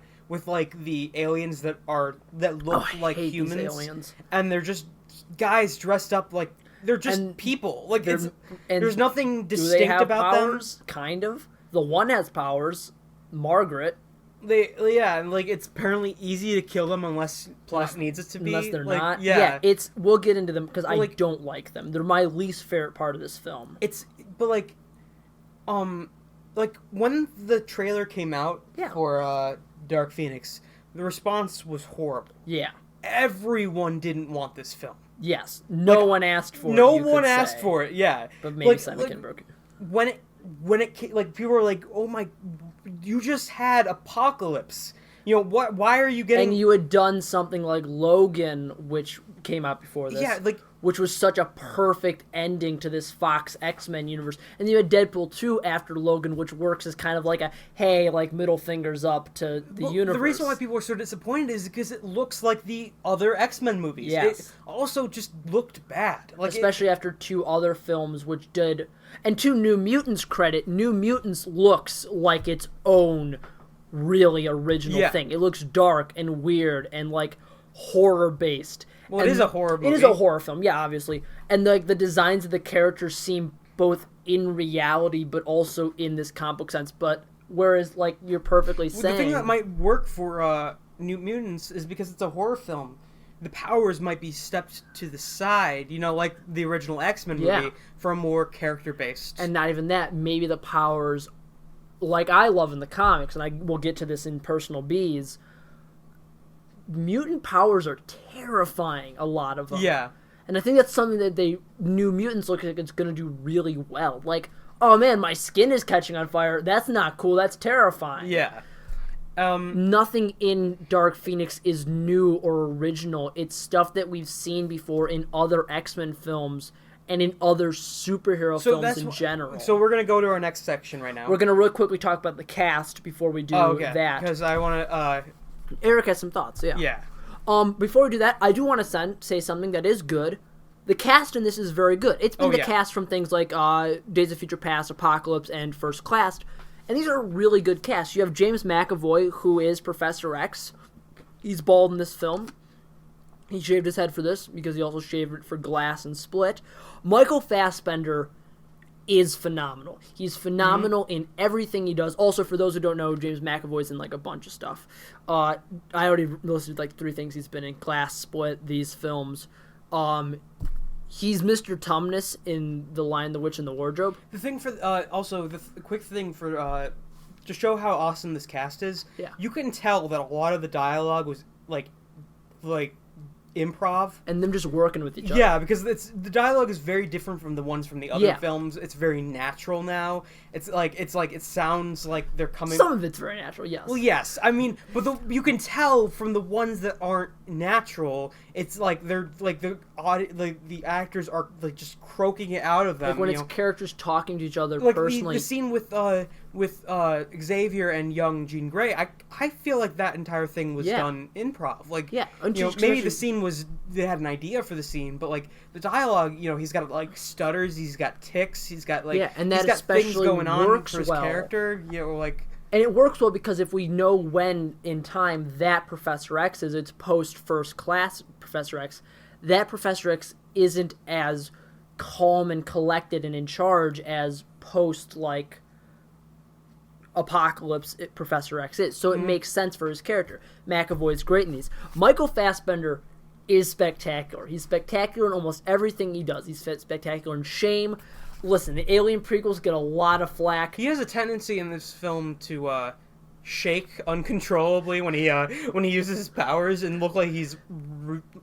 Okay, I'm sorry for the poop humor, but he really does look constipated when he uses his powers. Bit. to the helicopter scene, because he is really straining. The helicopter scene was kind of cool, but also kind of like... weird. I don't know, maybe contrived, a little forced, like it just seems unnecessary. It's like he's like, oh, I'm keeping this, helicopter, and she's just like, oh, apparently somehow now I really want to destroy these helicopters, and it doesn't make sense character wise. Yeah, it's weird also in an X-Men film when the army and people are just so okay with the mutants. Like, it loses its magic now. Like, I know it's a weird thing to say, but like now that like it's all okay, like there's no conflict there. It's just like it's lacking in that, like... bring us Jean Grey, she murdered some people. They're like, hey, we're okay with you mutants. You're fine. Just bring us Jean Grey, and, like, everything will be fine. It's like, usually, like, at least maybe, like, put, like, show, like, a little bit of conflict there by maybe he uses a mutant, offensive term or something. Or show, like... Muty. Like, just, like, it seems so everything's so cool now. Like everything's chill. Like it doesn't fit the Like, world. it's just like really quick. Sophie Turner from Game of Thrones. She played the older Stark sibling. She played Sansa. She played Sansa. She's the Jonas's one. Yeah, she's married to one of the Jonases now. She's pregnant or something. Anyway, she plays Jean Grey. Nicholas Hoult plays Beast, but with a serum. Because he's always Nicholas Hoult. He's never Beast. Nicholas Hoult, who has he's a great actor, man. Who has a very good American accent. Yeah, he has a great American accent. Because he is in Tolkien. He is in Mad Max Fury Road. The first time I ever saw him was in First Class when I actually thought he was like American. He is spectacular in The Favorite. Oh, he's amazing. He's in The Great on Hulu. He's a great actor. I love him. Any more thus? He's Beast, but with a serum. Okay, I'm gonna really quickly talk about something. Him having a serum in these films, I get it. Nicholas Hoult, the actor, is probably like, I'm tired of being done makeup. This film is the last one we're doing. I don't want to be in makeup. I totally get that. However, on a thematic level, it destroys a lot of what made Beast really interesting. This was the X-Men's version of the Thing. Like, he's he's a freak, and he's the Thing being the Rock Man. Yeah, not like the Thing like the John Carpenter. Well, no, because he could be referring to the John Carpenter film. Okay, it's called The Thing. Ring a ding ding. Here's another thing. Well, is that what who's that the tagline for the 2011 one? Yeah, they're like ring a ding ding. It's another thing, but it's a prequel and it's not good. No, but Nicholas Hoult being Beast with this serum going back to human, he was a character in First Class who was like, I like my mutation. I'm proud of it. I tried to get forward, and I've I tried to avoid it, and then I embraced it.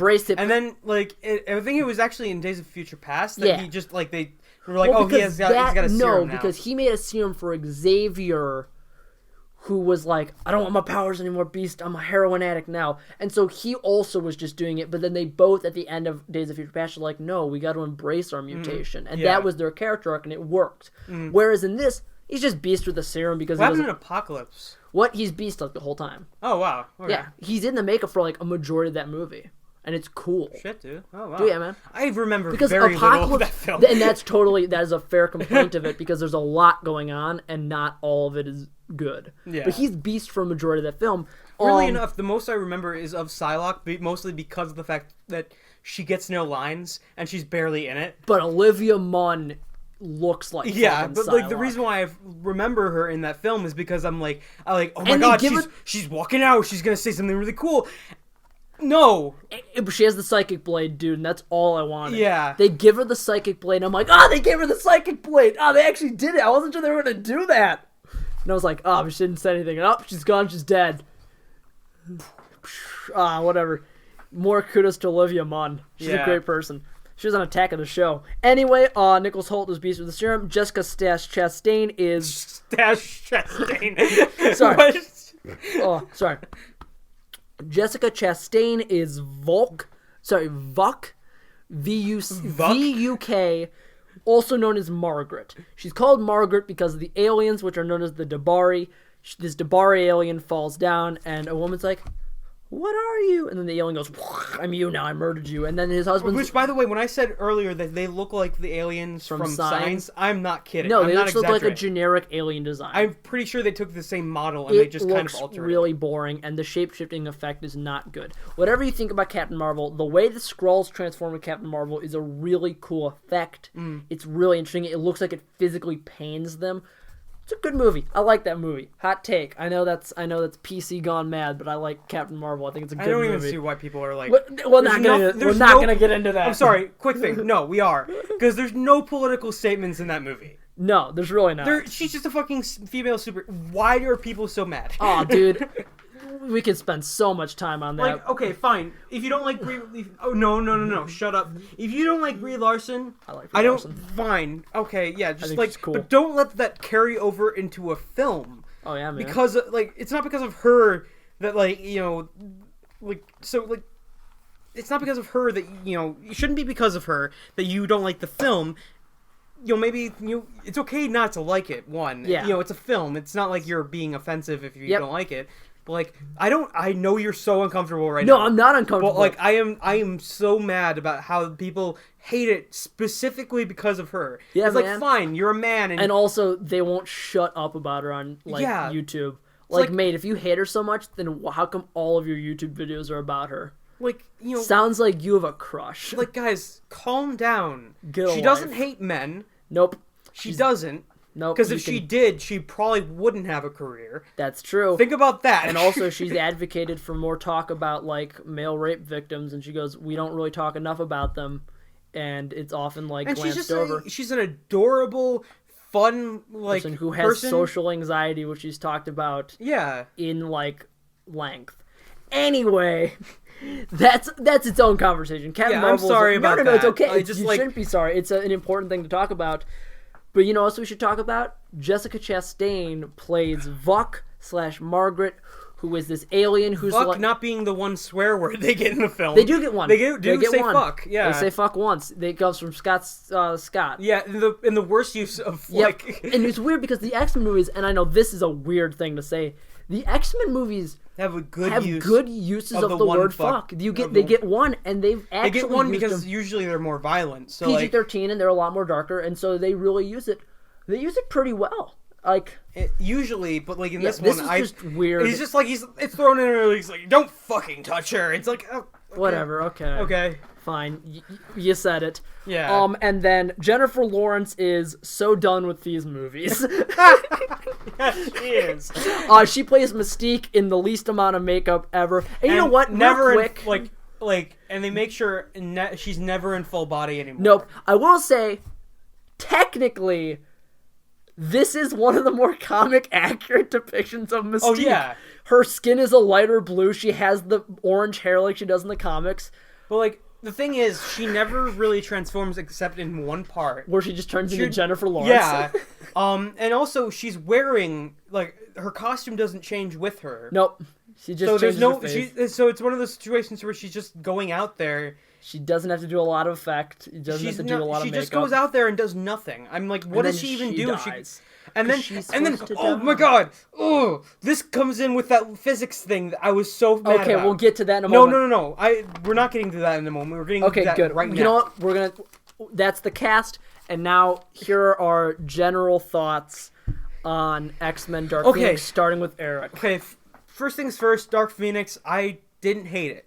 I didn't hate it either. I think that it's I have a funny story about it. I think it's a film that I'm sure there's a different cut of the film you could put together that would be release the Kinberg cut. That's what I say. Release the Kinberg cut. This whole remake I hated. Why can't we have the Kinberg cut? I bet his version of Vuk is less gray. Fucking Joss Whedon, he's ruining the Kinberg cut. Sorry, continue. Serious stuff. All seriousness. I mean, no, it's not all seriousness. I'm not saying he originally wanted the Skrulls. That's so disjointed. It should have been a more personal story about how this girl is dealing with trauma, is dealing with the fact that she can't find a home for herself, and she has to go around. She goes on her little, road trip. Well, I was like soul journey or whatever to find Hero's journey to find where she fits in and who doesn't fear her. Get rid of those fucking aliens. Like they don't deserve to be the aliens out of this movie. No, they're the lead. They're so it's so disjointed because it's like trying to be this epic film, but like also on a smaller scale. So it just looks weird. Yes, like it's like this epic like lasers and shit, but like in one street with like a couple explosions. So it just looks... a car. Yeah, and they flip a car. It just looks weird. Exactly. Like, the reason why it looked good in the original X-Men movie is because it's not larger scale. It was small scale, exactly. Whereas this tries to balance both like a large cosmic adventure with like a interpersonal journey, and it just doesn't fit. Yeah, exactly. But you can continue, yeah. No, you're good. In fact, the roles have been switched. I have been interrupting you more than... No, it's okay because I think it shows that we have a lot to say. Yes. I think especially some people are like, I don't like it's rude that you interrupt. I'm like, no, it's okay. I don't mind being interrupted. It's fair. You continue though, because I know you want to talk about physics. Okay. So, the beginning of the film, they go out into space. Yes. Because astronauts, I'm just kind of like, because there's astronauts in a space station. Xavier, it's space shuttle. Space shuttle, thank you. In a space shuttle, and Xavier has like a direct phone line to the president, which I love. It's like a bat phone thing. That's really weird. I love it. I honestly, that's a choice that I really admire. It is. It also shows you how the relationships between the X-Men and America have changed. Whatever. And the person's like, Mr. Xavier. You gotta get... It's not Nixon. This is the 90s. He looks like Nixon, though. That's the weird thing. It looks like Nixon. Oh, is this like the Watchmen timeline where Nixon was president for 40 years? Well, that's the thing. Anyway, you got somebody who looks exactly like him. He looks like Nixon. It's probably just the guy they had in Days of Future Past. And he was like, they're in the space shuttle, go save him. So they get the Blackbird, and they're like, we modified it so it can go kind of in space. You're not in space. You're barely in space, okay? They are in space. They're in space, but you're not in space. They're gonna say they're in space because then I would sound smart in what I'm about to say. They are technically in space, but if you tell me... No. If you tell me, what's a superhero movie where they're in space, I go, Guardians of the Galaxy, Avengers Endgame, parts of Fantastic Four, the Rise of the Silver Surfer. This isn't in space. Space is cosmic, and it's big, and it's adventures. They're, like, above the Earth. Yeah, it's not far. Sorry, continue. But like, they are far enough that gravity's gone. Yes. They don't have to worry. Well, gravity's not gone. There's a larger... It's complicated, but I'm saying basic physics, they ignore it when Mystique literally tells Scott Summers to be like, go down there, beat the cannon, which is a weird thing that I feel is weird. It's like they built a cannon specifically for Scott, which is such a strange thing. I thought it was fine. It's so I don't have enough energy to really think about it. It's not like I'm mad about it. It's just like it's a weird decision. It's a weird like Batman and Robin kind of cheesy decision. Like a phone line to the president, Erich. That one is funny, though. I think that's funny. Okay. That's visual humor, whereas this is just like, it's not even funny. Optic cannon. It's like, oh, that's there, and that looks really strange. But okay. Anyway, she commands him to shoot like the thruster that is keeping the thing spinning to stop it. Yeah. So he shoots it. That wouldn't stop it. It would keep it moving. In fact, keep it moving faster. Because an object in motion stays in motion. It will stay in motion. You didn't shoot it from the other end to stop it from moving. You actually shot it to keep it going farther and faster. It would make it more difficult. That is basic fucking physics. Is this what broke the movie for you? No, but like it is so aggravating that that is like something I learned in middle school. Yeah. Like it's like so basic. Laws of motion, yeah. Like the thing is yes, it doesn't stop, it slows down, but that's still like that's not how it works. It looks weird because that's not how it works. It would actually you shoot it with a laser, which not even is possible, but you just imagine if you shoot it with a laser, even if you get rid of the thruster, you exploded the thruster. That's true. Which is going to cause... Which it will cause the explosion to send it further away. We've both watched Gravity with Sandra That's what I was going to say. If you want something to actually understand, like to see what actually does understand it throughout the entire fucking film and make you barf, go to Gravity. Or don't, because it's really long and not a lot happens, and then George Clooney kind of ruins the tone. But that's not the point. That's neither here nor there. Yeah, I'm not a big fan of Gravity. But, it looks really great.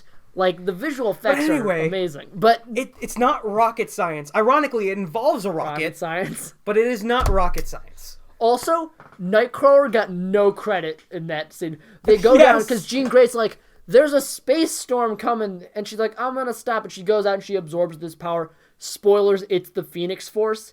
Which, in a sense of comic accuracy... That's true. Is more comic accurate. I don't know a lot about. In sense of like continuation, like what happened to what happened to the Phoenix Force she used in Apocalypse, which looks different too. It is. It's a different effect. This one's more like sparkly. Yeah. Whereas the Phoenix Force in the last one was like pure fire. Anyway, cool. It was like Nightcrawler's the one who saved everyone. He's the one teleporting into the thing. He's like, "Oh, I got you. It's me, Nightcrawler." Also, they do a Quicksilver like. Quicksilver. They do no. You know what? Don't even. I'm gonna get into Quicksilver. Okay, I have thoughts, and I have not been able to say them for a while. Okay, go into it right now. I want to. Anyway, okay, no. I'm gonna real quick. I'm gonna bring it. Okay. Anyway, they save all the people. Gene's like, "I feel funny, Charles," and then like Dazzler's in this film. When they go to the forest for the party and it's the pop singer. Holy shit, you're right! Dazzler's in this film. Oh my god, I was wondering who the fuck that was. That's Dazzler. They teased her in the last movie. And I'm like, oh, cool, Dazzler. I'm like, that's a really out there. Also, this film, another film being, so, unaware of the year that it's set in. It's the 90s. Don't worry about it. Also, how do these people age? Don't think about it. What year was the last one set in? I thought it was set in the 80s. The last one was set in the 80s. Oh, okay. And the one before that was set in the 70s, and the one before that was set in the 60s. Yeah, because they jump 10 years every movie. Yeah, which is so weird that every movie, a bad thing every year, every 10 years, a bad thing happens. Like what do we do, Charles? This is the apocalypse. He goes, "Don't worry, we'll survive." But in First Class and Days of Future Past, there was it was very the year was very present. Because you have Vietnam ideas and Nixon in Days of Future Past and how that, the war on Vietnam ties into, the need of the creation of the Sentinels. Because Bolivar Trask preys on people's fear of the unknown, being both mutants and Vietnam, as well as communism. Yeah. And that actually ties in the history to what's going on. It's irrelevant that this is the 90s. Yeah. The 90s play nothing into this. In fact, it looks modern. Exactly. It looks there's all these glass buildings with, really futuristic lighting. Like it just and looks like the mutant train doesn't look like it belongs. It yeah, it looks like the one that they have in Deadpool 2 a little bit. Yeah. But it being the 90s is relevant. But Dazzler's in this. I'm like, oh, cool, it's Dazzler. Anyway. Which, by the way, that's also a scene where they play very modern music. Yeah, well, because she's a pop singer who uses her mutant powers to, like... But, like, she's not... That is not... It's not 90s pop music. That's not Trust 90s me, pop I music. like 90s pop music. Like, that is very modern. And I swear to God, that's actually a song that exists. And I'd have to look into it. Just came out. So, like, it's like...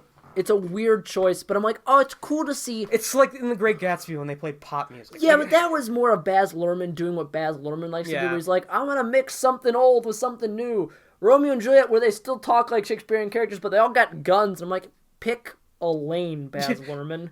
Either have it all be modern or have it all be old. Anyway, getting against the points. Anyway, Jean is like, she does something. She goes to see her father. Really good scene. Yeah.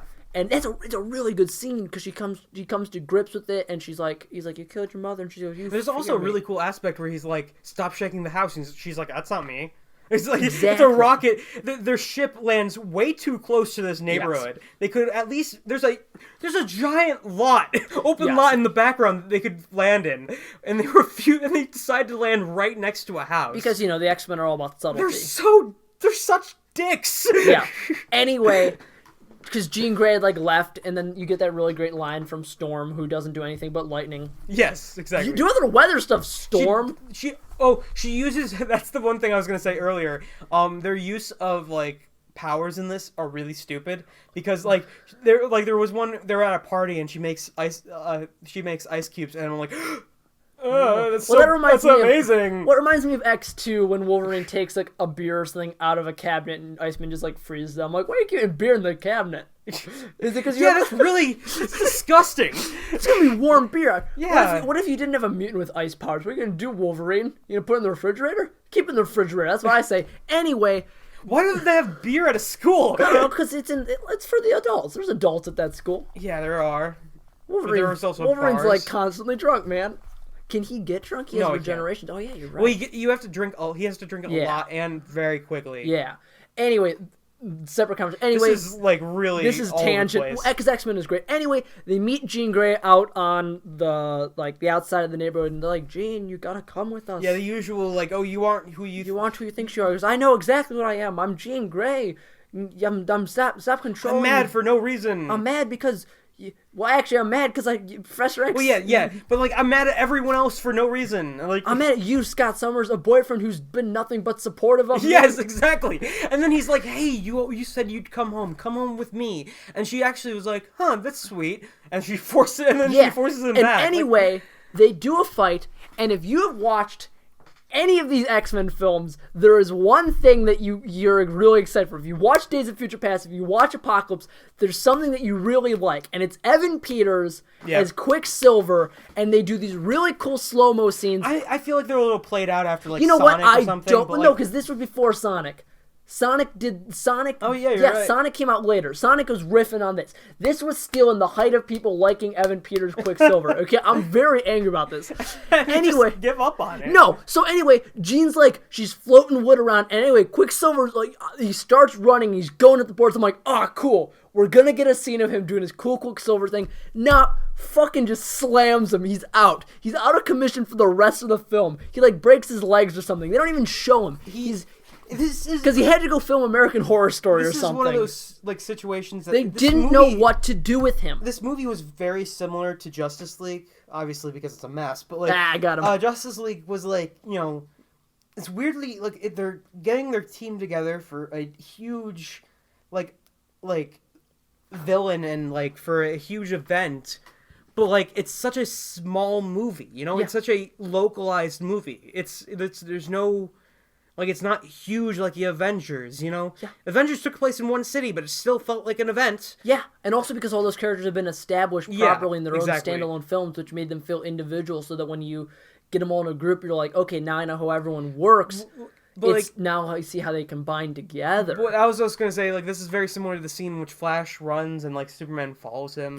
Which, actually, I really like that. But it's done stupid in here. Well, yeah, they just sideline She just, is apparently she can process the speed of sound. Well, because she does have telekinesis and telepathy, so she could probably have read his mind before what he was going to do. That's actually, you're right, yeah. To the credit of my knowledge of X-Men, but not the film, that is a reason that she probably knew. My anger is that they just didn't know what to do with Quicksilver. He just kept on, like... So they're like, just get him out of here. Yeah, just, like, really injure him. Let's just fucking beat him up. Probably kill him, yeah. He's probably dead. Oh, wait, no, he's at the end. He comes in with an actual funny joke. Where yeah, because Evan Peters is good in these movies, and he's a good actor, and he's a fun guy to have around. They just don't know what to do with him. Which, by the way, he is amazing in Pose. I've started watching Pose. Oh, dude, I gotta start really watching good. Pose. He's great in American Horror Story, which I've watched a lot of. Pose is such a fun show. Yeah. And is so underrated. Anyway, they sidelined Quicksilver, and I was very angry about that. Anyway, you want to talk about anything? Because I have some more thoughts.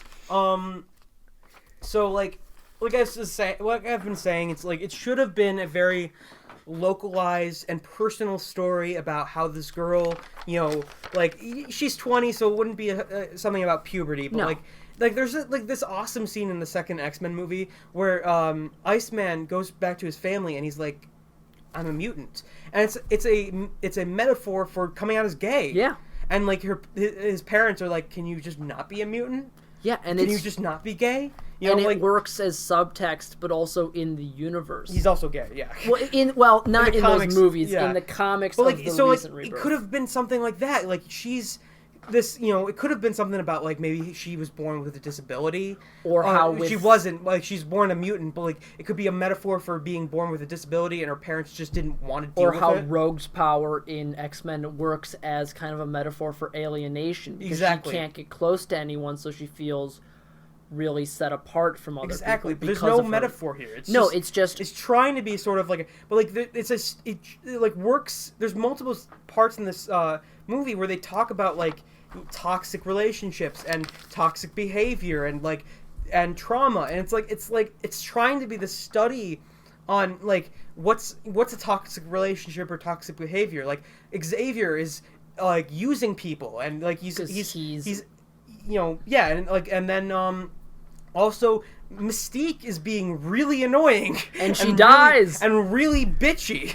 and then obviously Jean Grey is like, you know, being really like, is like making people come after her and go out of their way to try to help her, and she's just like, it's a bunch of people, you know. The whole theme, basically, what I think the original theme was supposed to be was probably not, but like a one that could have worked was like, you know, just about all these characters and how they, you know, develop, and soon they realize that they're all not really good people and they should fix themselves, and they have a family, they have a place where they fit, and Xavier will at the end be like, you know, the X-Men, you know, let's disband disband the X-Men. Let's just make this a school for mutants, and like, you know, let's just, like, it would have been a very fitting end and a very personal ending to show all these characters with a, you know, their own like personal flaws, and, you know, like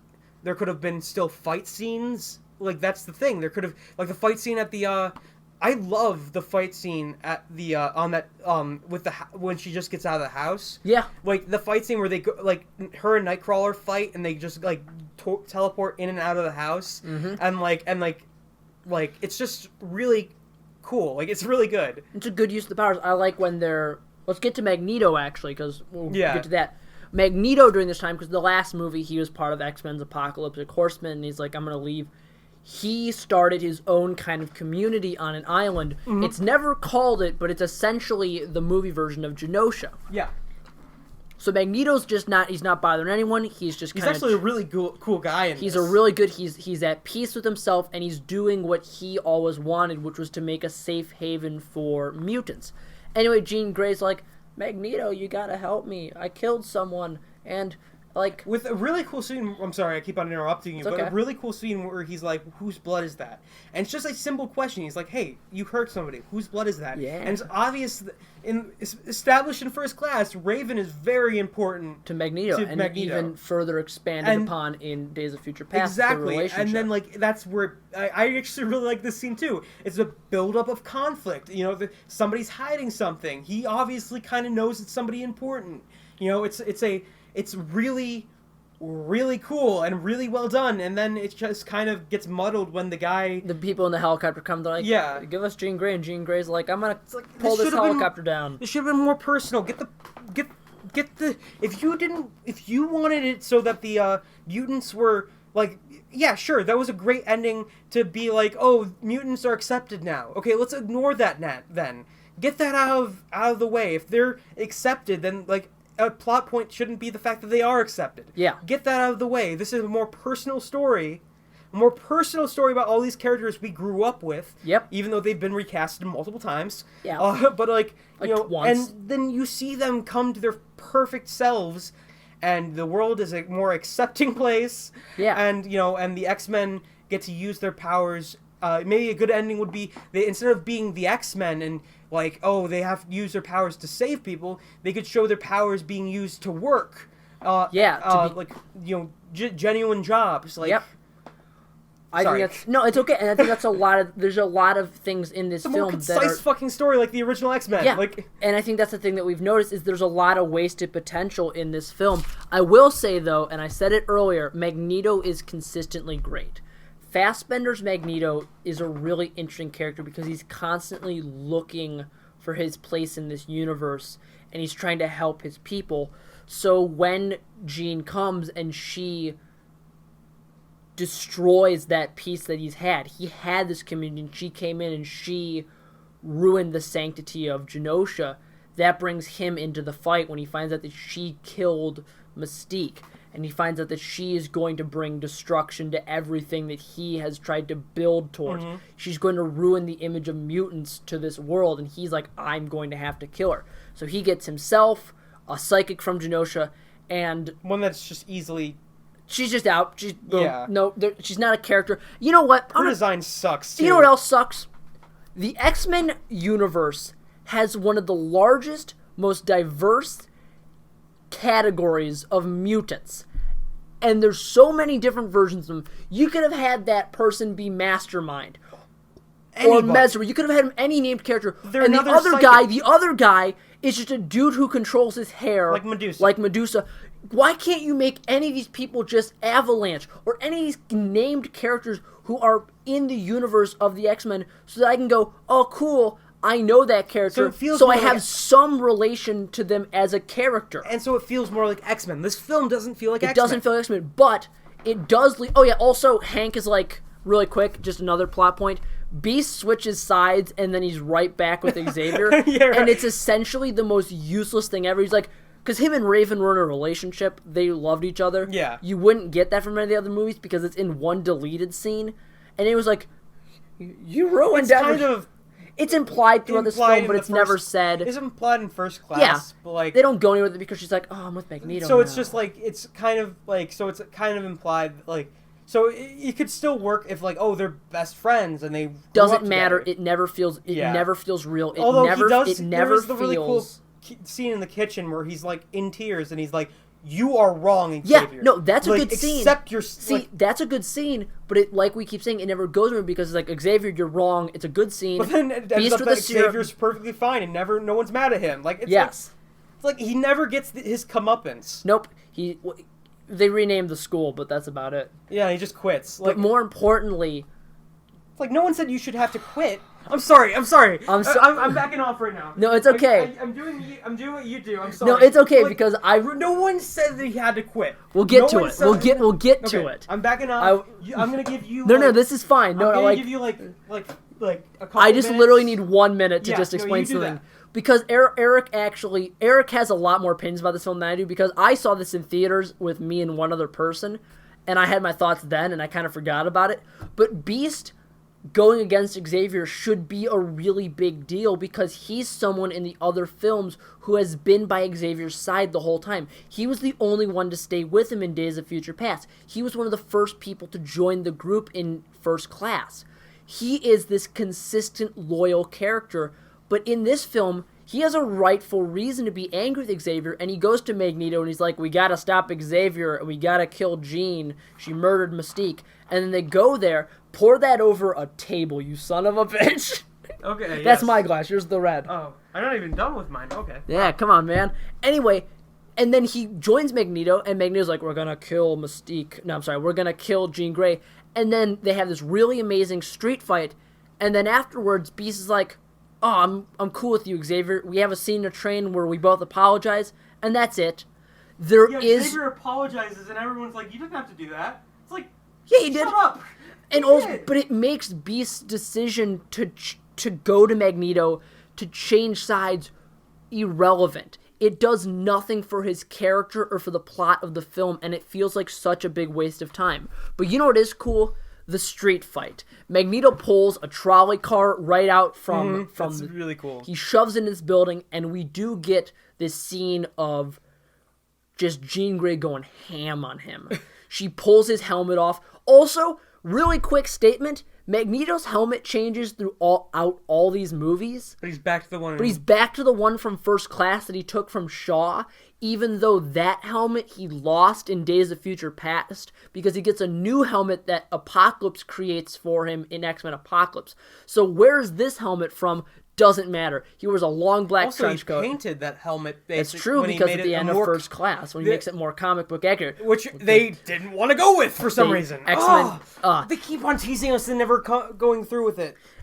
But Magneto is good, and then Xavier comes and he's like, Jean, you don't want to do this. And then Vuk, who's just kind of just there. She literally is written to have no emotions. She has no emotions, and she's just like, Jean, you must use your powers. And Jean, like, in what is kind of actually an unnerving scene, she makes Professor Xavier walk up the stairs. I love that. That is good. She makes him like a puppet because he made her feel like a puppet or something. It's unnerving, it's good, it looks painful, and it feels painful as it should. It would have been more impactful if it was more of a personal story, and the alien just wasn't there, because she literally doesn't talk for a while. You're right, Eric. I think we've really beat the whole personal story aspect of this podcast really in. I'm sorry. I just, like... Hey, remember when you said, like, an hour ago you thought this movie was fine? No, it is. That's the thing. That's why it infuriates you more. It infuriates me that it's just, like, it could have easily... been a lot better than it was. Yeah. And especially after it's not like it's a far-fetched to get better. No, there are clear things to fix it, and especially after watching the first X-Men movie, which was amazing. Really down-to-earth and more personal and character-driven. Watching this last one, you see how far it's fallen, even though it clearly tries to be like that. Anyway, we've talked about it enough. And also, here's a good drinking game. Yeah. Here's a good drinking game that, you know, I know it's drink every time you hear Eric's personal chair move. I was going to say, whenever my chair moves, whenever he tells me to pour a drink on the table, and whenever I say personal story. Yeah. We talked about the train fight because after they make Xavier walk, the MCU shows up, mutant containment unit, and they arrest all these mutants for causing a big show on the street, which, you know what? Rightfully so. Yeah. You've all broken the law. They're not doing anything horrible. They literally just tase them and put them in... And they put restraining collars, and they put them in a big old train, and that's where you have everyone's like... Xavier's like, I'm sorry, Jean. The thing is, the guards are also really respectful. Yeah. They're like... It's a weird universe that doesn't feel like any of the other movies. Like, so, like, oh my god, you're the X-Men? Dude, you're Night Girl. My son loves you. My son loves you, yeah. Like, that's a big deal. Stop moving. Anyway, the train scene... Oh, that actually showed up in the... Yeah. On the Come on. The train scene, you have Xavier, he apologizes to Jean, he apologizes to Beast, he's like, I've made a mistake. Oh, we can't do this. I don't know what to do. That was in the original trailer. Who says that? Professor Xavier. In the original trailer, he goes, I don't know what to do. Anyway, it's garbage. It doesn't feel earned. It doesn't... It's not personal enough. But shut up. No, it's okay. You're right though. Your point is right. That's why it's funny. Anyway, then Vuk is like, I'm gonna take the Phoenix powers because the Phoenix Force killed my planet and we all escaped to Earth. And then like 1,000,000,000,000 faceless people attack the train to kill Jean and get the powers. Because everyone when somebody's whole world is destroyed, the thing they want to do is absorb that killer. Yeah, that's its own conversation. But anyway, all the X-Men and the hair guy and Magneto are like, we gotta work together and we gotta stop these Dabari. That's what they're called. It's what Raven would have wanted. It's what Raven would have wanted. This is my Michael Fassbender voice. Oh, I'm really good in things. I'm David in Alien Covenant. Anyway, and the scene is fine. There's some good beats in it, but like Eric said, what makes it not work is it's too enclosed. So a lot of people's powers are limited in what you can show. And more importantly, something that's great about original X-Men is the powers and the limitations of all the villains. Mm-hmm. You understand what Toad's weakness is. You understand what Sabretooth's weakness is. You know what? I have no clue how strong Vuk or any of these Dabaris are. They can take bullets, but not lasers. Some of them can be punched really hard. There's no gauge to how they exist or how they work. We don't know if they have powers. Vuk kinda has powers. She has enough powers to absorb part of the Phoenix Force and crush a man's stomach, but none of the other Dabari do that. Why don't they just walk up to people and crunch all their stomachs? There's no power to them. The Skrulls and Captain Marvel, you know what they can do.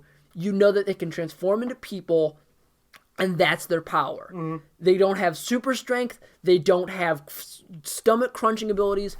Magneto, can only control metal. He can control metal and electromagnetic spectrum as well. But also they don't get into that. That's comics. Ignored it in the X-Men because in the first one because like that's just it's really confusing and weird. But he can control metal. Jean Grey can move things with her mind and she can read your mind. Beast, he's extremely agile and strong. Cyclops can shoot lasers. Nightcrawler can teleport. Quicksilver is fast. He's not in this scene. His legs are broken. There's a hilarious part in the final fight scene where Nightcrawler tries to save a guard and the guard ends up dying. Yep. And Nightcrawler seems to care so much for this guard. He murders a bunch of people. He murders a bunch of these Dabari with like so much bloodlust. Yeah. and you know what? A smile on his face. It's weird.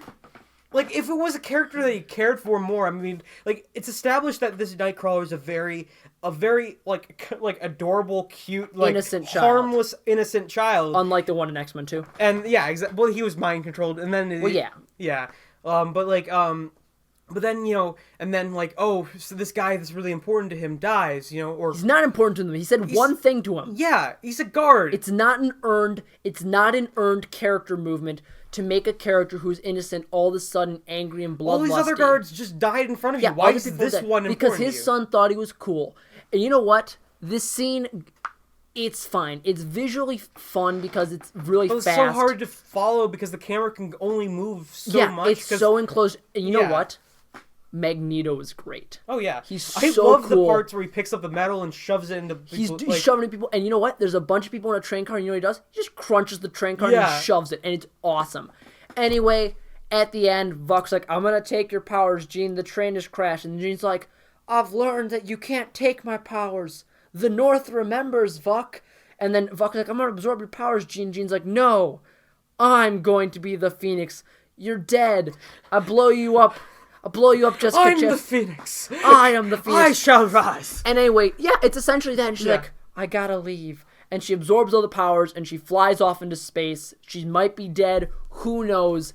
She pulls a Superman by like throwing her into space and killing her. Yeah. And like, but maybe she's not dead. Anyway, they renamed the school the Jean Grey School for Gifted Mutants. Which does not... Professor Xavier... Which does not run off the tongue. Doesn't work. In the comics, when Jean died from the Phoenix, they renamed it to honor her, but that's a different thing. That was when Wolverine was the headmaster of the school because Xavier died. Like, Jean Grey, school for... Like, that's just so many words. Who cares? It doesn't matter.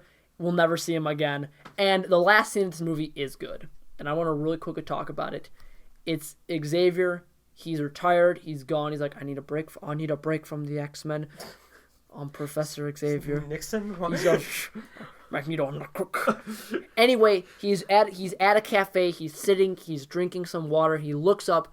Who is there? But it's Christian Bale. But Christian Bale, he not survived dead, the explosion. No, he sees Erich Lenscher, his best friend, Magneto himself, and he goes, "How are you doing, old friend?" He goes, "I'm fine, Erich." He goes, "Fancy a game of chess?" And they sit down and they get ready to play a game of chess.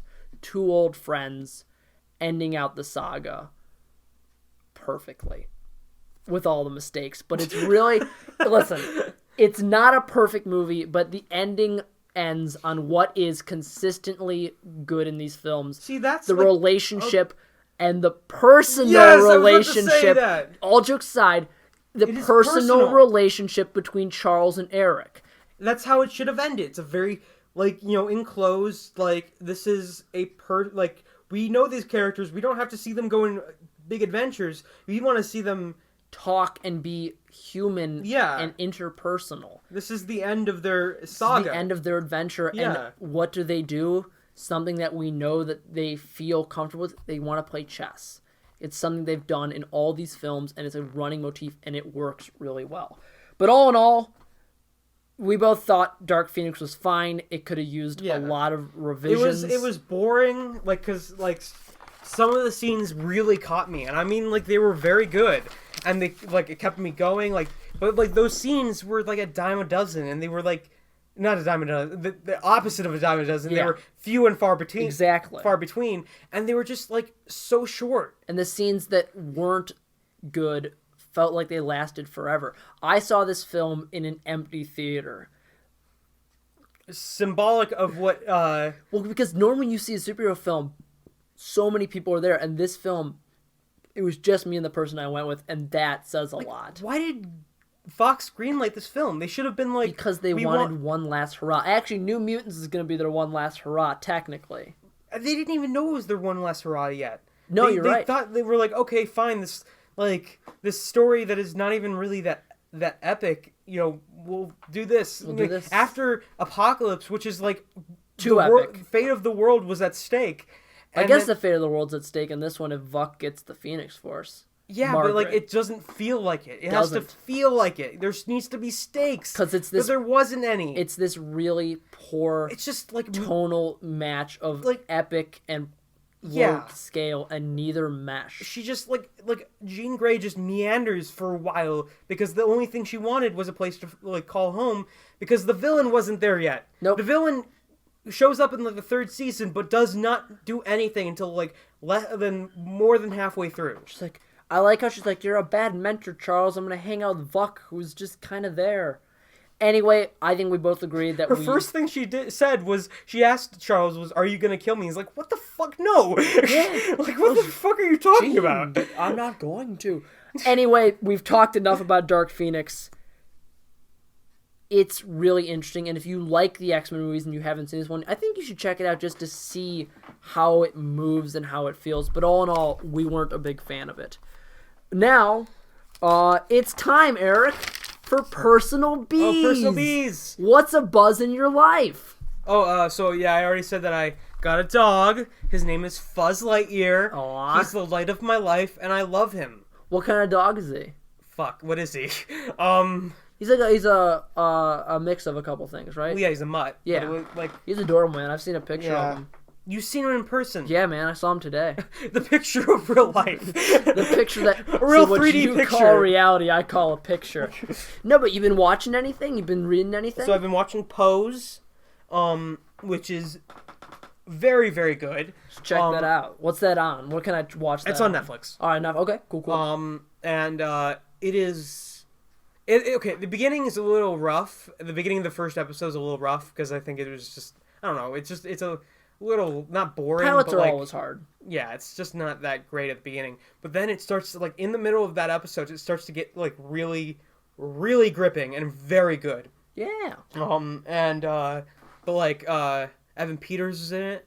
And he's a they like take a bunch of jabs at Donald Trump in it because in the 80s, he was huge. He was a big businessman. He was huge. Why did I have a Mexican accent? I don't know what voice you were going for there, and I don't get it. It's going. He's just like Al Pacino. God. It's going to be. Have I ever done my impression of Al Pacino, but he's in space? You got shot walking. Have I done my impression of Al Pacino, but he's in space? You want to hear my impression of Al Pacino? What's that? Ooh, space! Look at all those stars! That was his audition for Space Cowboys. He goes, "We're cowboys in space." He goes, "What are we, some sort of cowboys in space? Oh, you got shot walking your space, doggy." Sorry, so you've been watching Pose. It's really good. Billy Porter's in that, isn't he? Yes, he's so good in it. Nice. I love him so. I love Billy Porter. He is amazing. I wish I could meet him. Dude, he seems like a super cool I want to just give him a hug because he's just so... He seems so friendly. Sorry, I'm just... Okay. He's awesome. Yeah. What else have you been watching? I've watched Harriet. It's an okay film. It's like not great because she is an American hero and they kind of like they just don't give her enough credit for all the things that she did. They underplay a lot of They underplay a lot of the things that she did. They show a lot of her accomplishments by like showing how many like all these people that she's brought to like the freedom offices. Yeah. But like they never showed the conflicts she had to go through with those people on the way there. Yeah. Like that's what you got to do, not just in a film to show conflict or interest, but like to get interest. I mean, but like also just it makes her look. Shows how much of a American hero she really was and how great she was. Because that was a really difficult thing to do. Yeah, she didn't just easily get these people to freedom. Like this is, like it was obviously very difficult with a lot of peril. Like so, I think that was just it undermined itself. Yeah. Okay. Like the acting was great. The score was amazing. The theme song is just is an earworm, but it's really good. Yeah, man. And the cinematography was awesome too. Yeah. God, it was a beautiful looking film. But anyway, like I had nothing against it. And I'm glad I saw it. Like it wasn't just okay like Dark Phoenix. It was good. It was like you just think with such an important and a lot of such an important like American hero, like give her more credit. Yeah. Also, like in Lincoln. It was a 3-hour movie. Yeah, you got to see all the shit that he had to go through. Yeah. Like, you just think and that... And in Harriet, like, hell, it could have been a fucking action movie. Yeah, it man. Probably shouldn't have been, but like... No. But there's... She was a fighter. A physical one. And a verbal one. Yeah. Like, she did a lot of stuff. And, like, they just kind of go over... Like, they, like, skip over that. That's unfortunate, actually. I think there's a lot of wasted potential. It sounds... The woman whose name I can't remember, Cynthia... Ero something. Aricio or something like that, yeah. I'm totally butchering that last name. She's really good. She's awesome. She's the really best part of Bad Times at El Royale. She sings the it's not the theme song, but it's like... Yeah, it's like it's a theme song. It's a theme, yeah. She was the best part of Bad Times at El Royale. I definitely agree. First 20 minutes of that movie is the best part of the movie, if you ask me. Yeah, and then it just falls... Kind of just... Like, for a film that is one of those films that the whole... We're talking about Bad Times at El Royale right now, so you know. Yeah, this is not Harriet anymore. The whole thing about, like, the whole selling point about Bad Times at El Royale is like, oh, shit's going down, man. Yeah. Like, this is gonna... Doesn't, though. It takes forever. And then, yeah, it's just like... 20 minutes is great, though. Like, John Hamm, and then John Hamm dies. It's like, where has this all gone? And I go, oh, there's Jeff Bridges in it, and I'm like, Jeff Bridges is pretty cool. Yeah, Jeff Bridges at least lives, but, yeah. But no, so you've been watching Harriet? Ricio, I think that's her name. Yeah. Was, like, the best part of that film, because she's an amazing singer. She is an amazing actress. Yeah, man. Like hopefully see her in some more stuff. Yeah, exactly. But like I also saw an American Pickle. The Seth Rogen one. Yes, and don't listen to all that hate. It is good. It is really good. Don't spoil it for anyone. I won't. I haven't watched it yet. This one's a more recent one that just came out, so I'm not gonna spoil anything. But stop moving on your chair. I'm sorry, this is a very uncomfortable chair. You should have gotten we had different chairs. We can move over to my No, it's fine. bed. No, you're good where you are. Just talk about American Pickle. I can get in the rocking chair. No, don't get in the rocking chair. I'm getting in the fucking rocking chair. Oh, come on. Beggars can be choosers. Well, why don't you stand in pace because you love doing that? But the audio would mess up. Oh, yes, because the other chair wasn't messing up the audio at all. Well, that's the thing. I solved the problem, and now I get a rocking chair. Yeah. Okay? Then I get you a cigar while I'm at it. Anyway, American Pickle in Paris. Yeah, it was very good. A very touching story with amazing, lesson to it. Yeah. And I just fixed myself in the chair, and he looked at me with... Because I can hear the chair moving. The other ones, they didn't move. Anyway, it's not creaking as much, okay? Just your bones, you old man. Anyway, yeah, no, the movie looks good, and it's fun to see Seth Rogen playing against Seth Rogen. Yeah, he is so good as both characters, and they're so distinct. When you look at them, they're like, you're not like, oh, that's Seth Rogen. Like, he's not the Tom Cruise type where it's like, oh, that's Tom Cruise. Tom Cruise effective acting, baby. But like, self-coined term. He dives in these two characters and tries to make them as complex. Even the main character who is the guy from the foreign country, and he's the pickle man. He's the pickle man. He turns himself into a pickle, Eric. It's the funniest shit I've ever seen.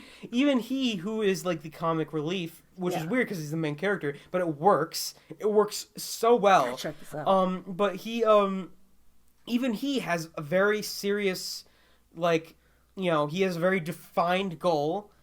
For a slice of life, what is not a slice of life film, but definitely not. No. But for what is basically a dramedy. And basically watching somebody live a life, it has a very defined goal. When he wins. That's awesome. I gotta go check that out.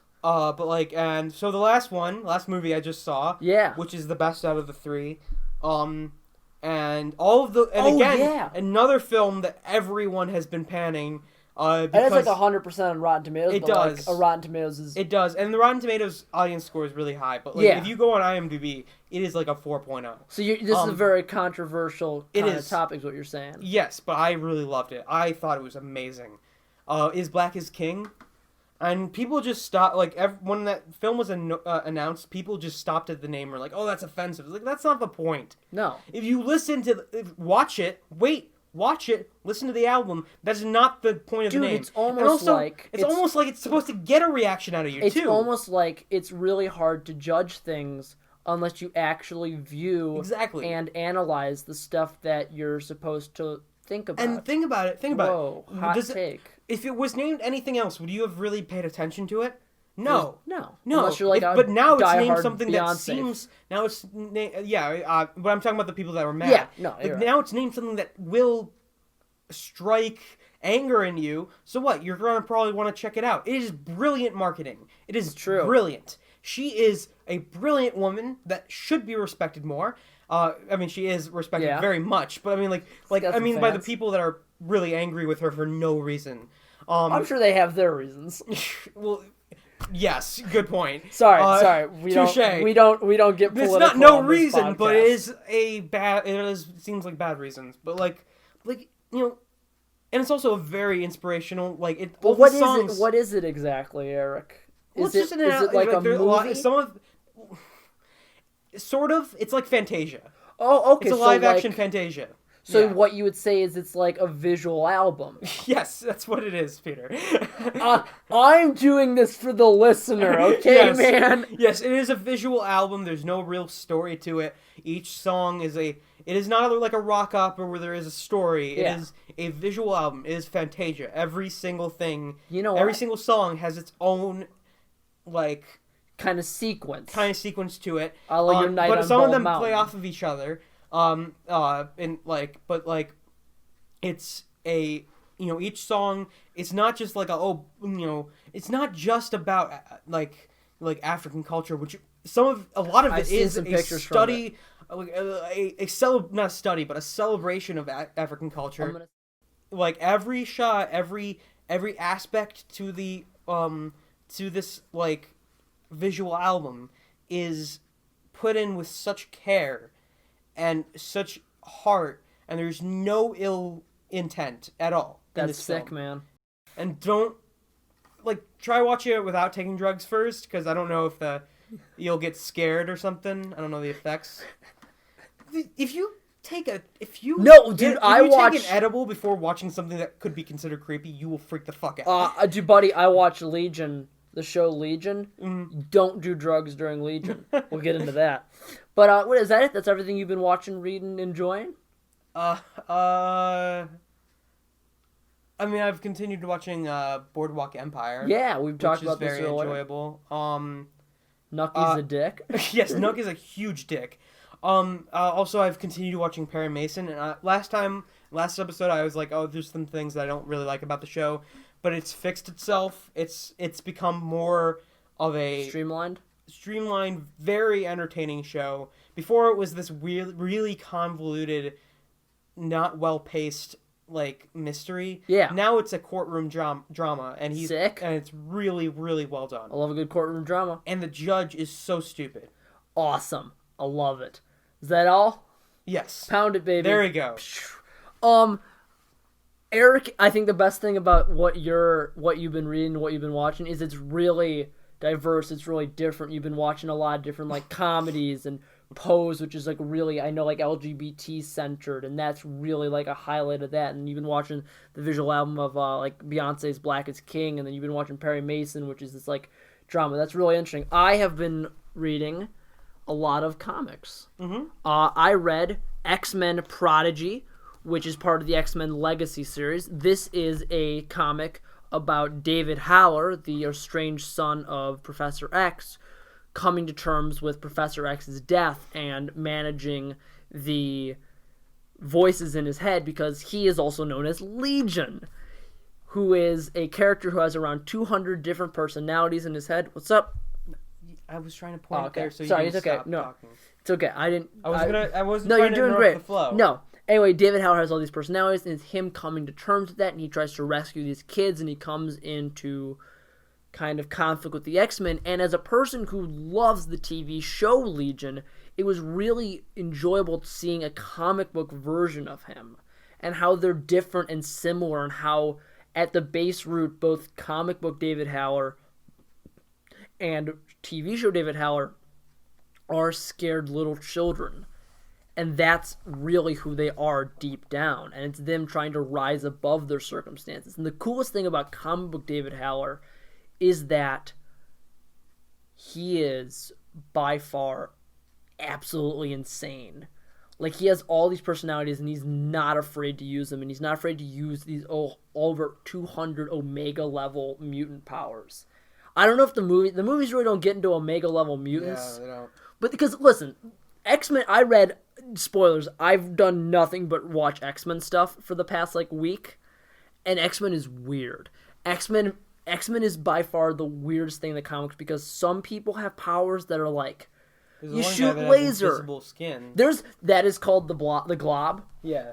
And it is a character who has impenetrable, invisible skin, and you can just see their eyes and impenetrable. You can't penetrate it. Yes. Impenetrable. Invisible skin. It's not immune to pens. Yes. This is what you say. You stab him in the eye. Impenetrable Skin. Come on.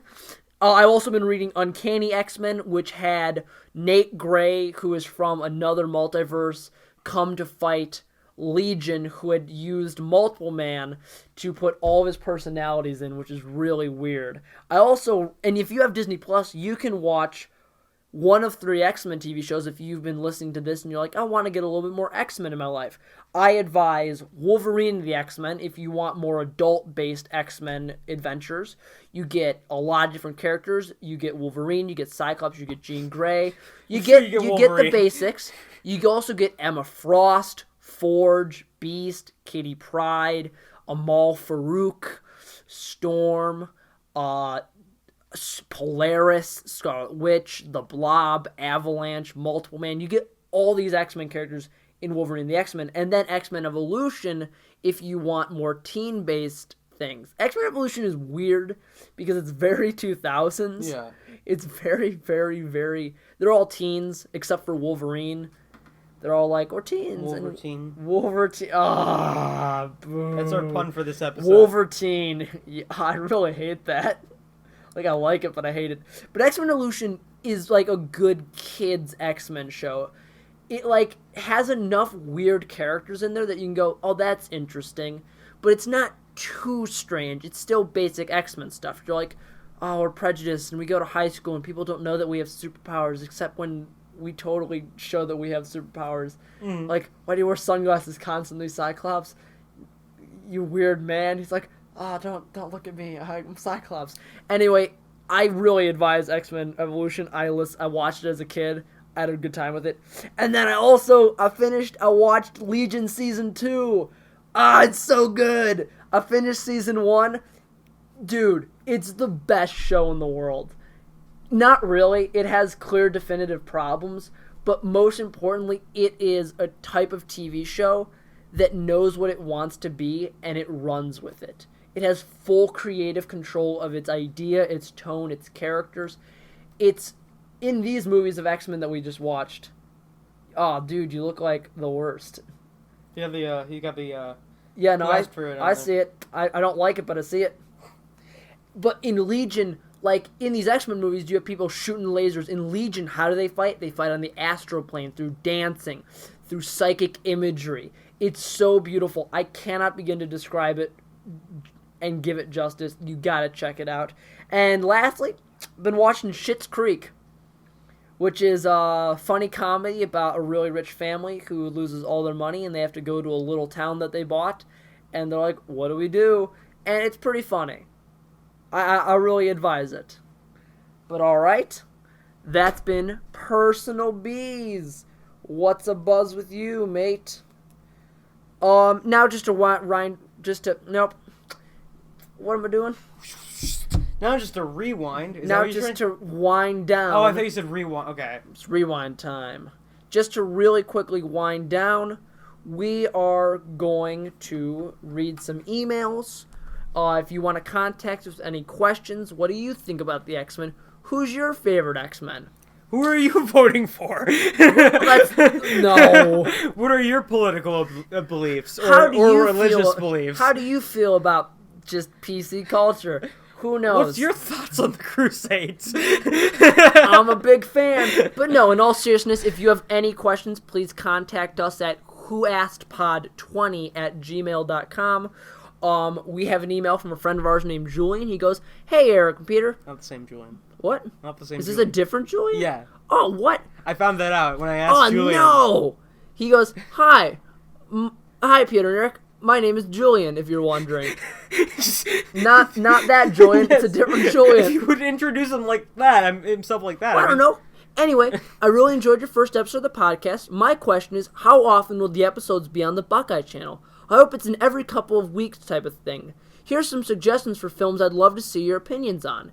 The Amazing Spider-Man 1 and 2, the Nightmare on Elm Street remake, I want to hear Peter rant about it, Kick-Ass, Phineas and Ferb, Candace Against the Universe, when it releases. I would love to honestly, see that. You probably won't have time to talk about everything. However, I honestly just want to hear what you think about Superbad, if anything else. Hope the podcast goes well and you keep on doing them. Well, Julian, thank you very much. Hopefully it is like an every other week, every week sort of thing for the podcast. In fact, the first episode, a little behind the scenes, literally came out a couple days ago. Yeah, which is fantastic. Yeah, and it's already racking up a shit ton of views. I guess. I have no real general... I mean, not in terms of, like, we aren't... No, we're not powered, but it's the feedback, more importantly, has been really great, and we want to thank you all for that. Already at 281 views. Yeah. For something no one asked for. Which rate, like, you know, like, his YouTube channel, each video, like, gets up to, like, 700 views. Yeah. And, you know... We're doing good, is what you're saying. Slow. Yeah, we're getting there. Yeah, we're getting... And I'm real proud of us. But on all your honesty, Julian... Thank you to all of you guys. And thank you, Julian, for all the support, and everyone else. Putting up your... giving us your time to listen to a bunch of douchebags. Two douchebags, yeah. It's just two of us. A bunch. We are a bunch. You're yes. a banana. I'm a banana. Together we form Banana Voltron. All of his arms are bananas. They're all the same. But no, in all seriousness, thank you very much. And if anyone else has any questions, also Superbad is a film that is not. I didn't really enjoy it. Oh, hot take. Yeah. I think it's real fun. I'm a huge fan of James Gunn, but I wasn't a big fan of him. No, you're thinking Super. Superbad. Oh shit! Super is James Gunn. Superbad is the one where I've never Jonah seen Hill. I actually never seen Superbad. Dude, what? You love Superbad. I would love a blast. That's why you were so surprised. Super is not my I did not enjoy mixed Super. opinions on Super by James Gunn. Okay, Superbad. Sorry for anybody I just gave a heart attack to. Yeah, no, Superbad Super is what I don't like. Yeah, Superbad. I've never seen Superbad. Well, you think Super is bad. Yeah, no, good. Anyway, Superbad is a really fun movie. I really like it. It's a fun, teen comedy. Yeah. And Evan... it's one of those ones where they're like, we gotta have sex. We gotta have sex. Emma Stone is in this film. Mm-hmm. No, holy shit, that's Emma Stone. It's one of her first things she's done. Yeah, they didn't say... At the time, they weren't like, holy shit, that's Emma Stone. They were like, holy shit, that's Jonah Hill. She did Easy A after this. And I'm like, I love Easy A. It's the one where she's like, it's a Scarlet Letter, but modern. And I go, yeah, you bet it is. Oh, yeah, it is. Man, Scarlet Letter is a shit book. Isn't the whole plot that she's everyone's a metaphor. No one's a character. No one exists as some sort of developed three-dimensional person. They're all like, you're a metaphor for sex before marriage. You stand for the corruption of the church. None of it's real. It's all just garbage old writing where no one's a person and everyone just symbolizes ideas and concepts, but they're not characters first. You can do people as concepts, but they have to be someone I care about for the concept to matter. I don't want to read a whole book about a woman who has a big red A on her. I don't care. I don't care that she had sex before marriage. It's the 21st century, for crying out loud. She can do whatever she wants. Get out of here. This book is so long and boring, I'd rather read The Old Man and the Sea. Anyway. Actually, not anyway. I was going to say that the way to do it is to be like Great Gatsby, in which the lights... The colors are symbolic, whereas the characters are very in-depth, very... They all suck, but there's a reason they suck. They suck, not as characters, but as people. Yeah. I love that book so much. No, Great Gatsby is good because the people count as characters first. Great. It's great. It's a great movie.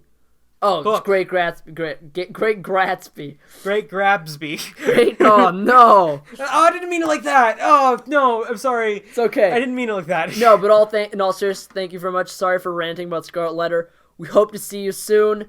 Once again, if you have any thoughts, please email whoaskedpod20@gmail.com.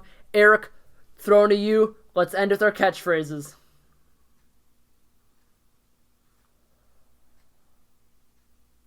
Scarlet Letter is no good.